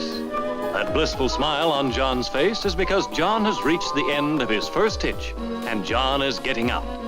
He is now contemplating the advantages that all civilians take for granted, like a solid gold Jagalac, a penthouse overlooking the river, a good job, and a beautiful wife.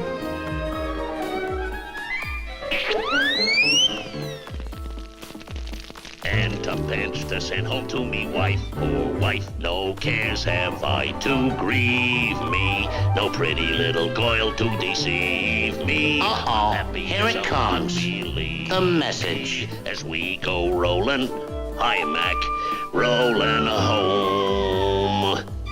Name is Grogan, technical gremlin, first class. Yeah, I know, and you're here to show me why I should re-enlist. About all the multitudinous advantages accruing to the re-enlistee. Look, Buster, I don't know what all the trick sarcasm is about, but I'm getting out of this man's Air Force. Capital O, capital U, capital T. Out. Hey, you getting out too? Wait, that's different. Let's pick up our discharge papers together, buddy.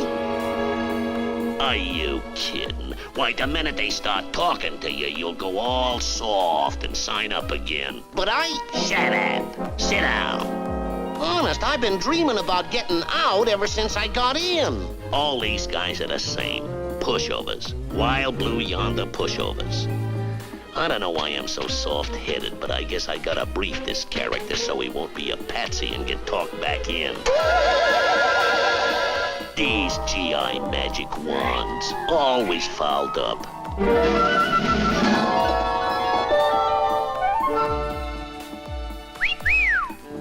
Later.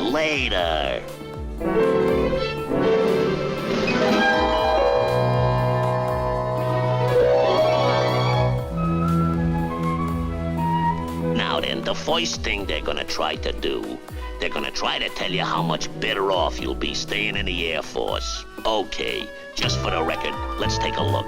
That's you, and that's your re-enlistment paycheck. Airman First Class, 4 years service, $137.59 a month. And this is what the average veteran of your age is earning in civilian life. $253.47. That's $115.88 more than you make, Mac. Why, that's an outrage. That's... Of course, to be perfectly fair, the civilian does have to make certain minor deductions from his paycheck that you don't. Like food, lodging, clothes, higher income taxes, medical and dental bills, and life insurance. Minor deductions like that there.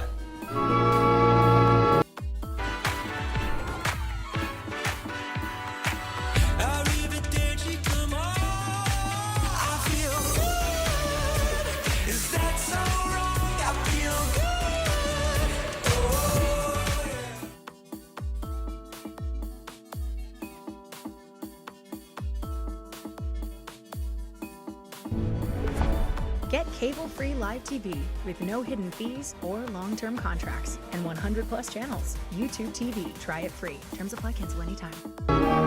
Well, it's only $197 a month. Only. Another thing I forgot to mention was that an airman can increase the size of his check by seniority, advancement in rank, allowances, overseas duty, and flying duty, and as much as 6 times your monthly base pay for your first re-enlistment. But the civilian still makes more money! Sure, and anyway, the money isn't the important thing, is it, Grogan? It's the job that counts. Brother, you are so right there.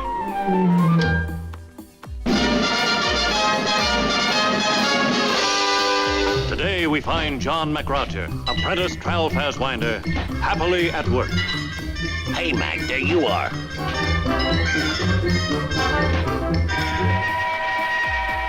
Hey, there you are again. Okay, so you're a little lonely. That's natural. Too bad they don't have service clubs for civilians. But wow, look at them fancy duds. Nothing like pride in your appearance.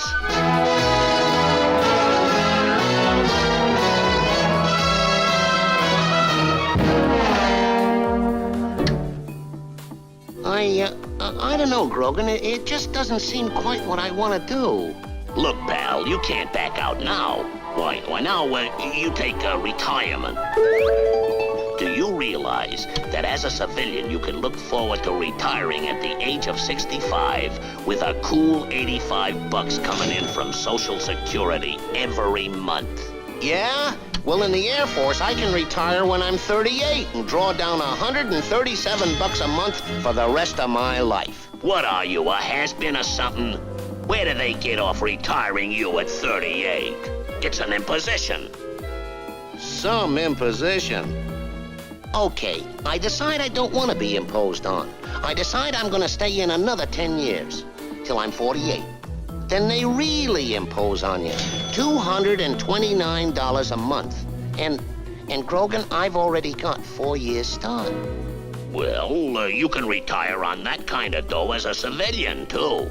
Oh, absolutely. All I gotta do is I gotta save up about $90,000 and put it out at 3% interest. A cinch. All right. Yeah, I know. You save $60 a week for 30 years. Okay, so it's ridiculous. I'll admit there's a few good things about the Air Force. Like 30-day paid vacations, and medical expenses, and a $10,000 insurance policy thrown in, and family allowances, and housing, and free education.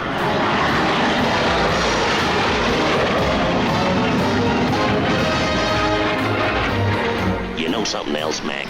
Us guys in the Air Force know more than anybody else in the whole world how to keep these beautiful crates flying. Okay, I've been briefed enough. Let's get going. Yeah, I guess we both know what you want to do now. Right? Look, Buster, if you think you can get by in the Air Force without me, you got yourself another thing coming.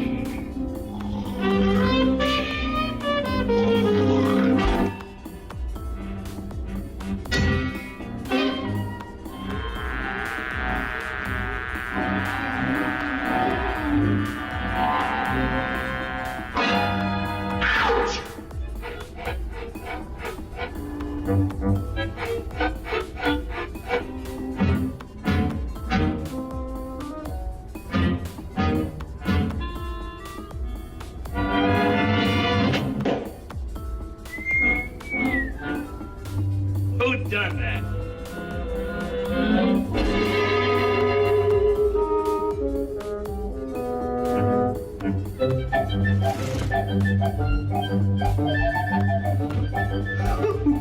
Wonderful morning, great morning, fine day, wonderful morning.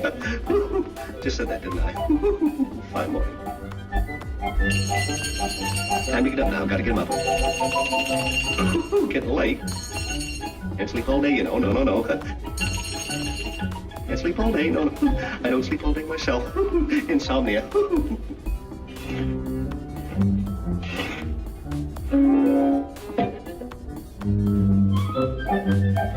Mice. That'll never do. Gotta get a mice trap. Yes, gotta get a mice trap. Let's see now, that makes 2 mice traps. I'll speak to the governor about that. I'll have those mice paroled.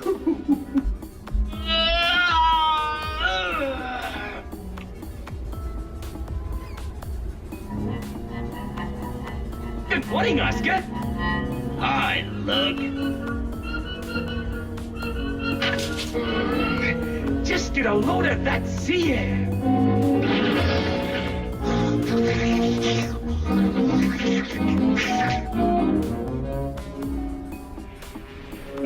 No, you can't do this to me. Come on. No, anything but this. Come on. It'll all be over in a minute.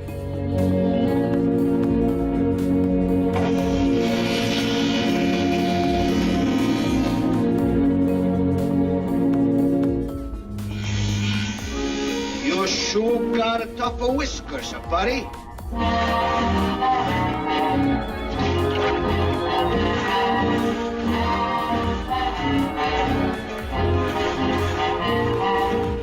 Watch this.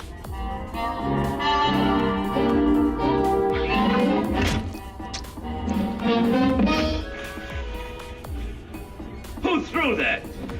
Who wants to know?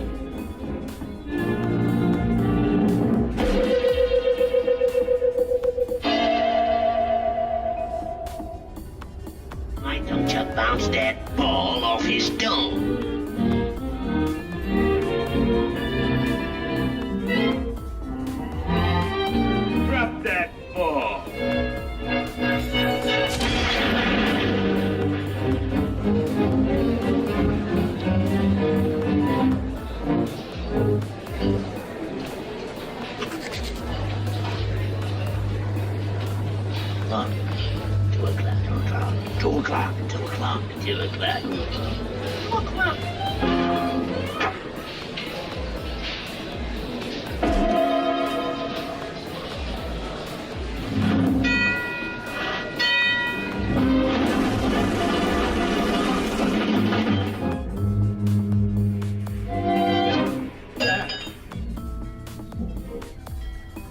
All night long I've been dreaming and scheming a way to escape.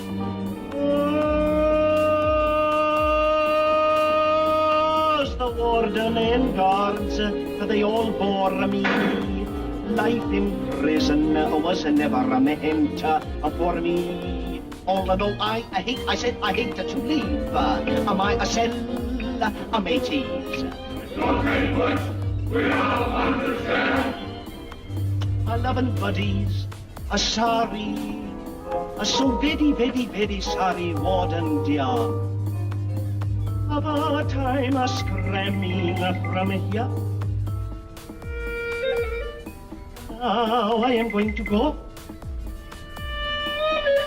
Yes, I am going to scram. Yes, I'm going to go. I'm going to scram. I'm going to take it on the lamb.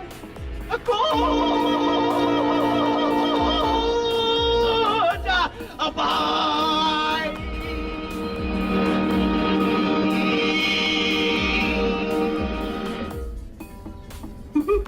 Bye-bye. Nice voice there. Nice voice. Great possibilities. Fine boy. Fine boy. He's gone. He's gone. He escaped. Why don't somebody do something? Do something. Say, that's a good idea. Maybe I can do something. Sure.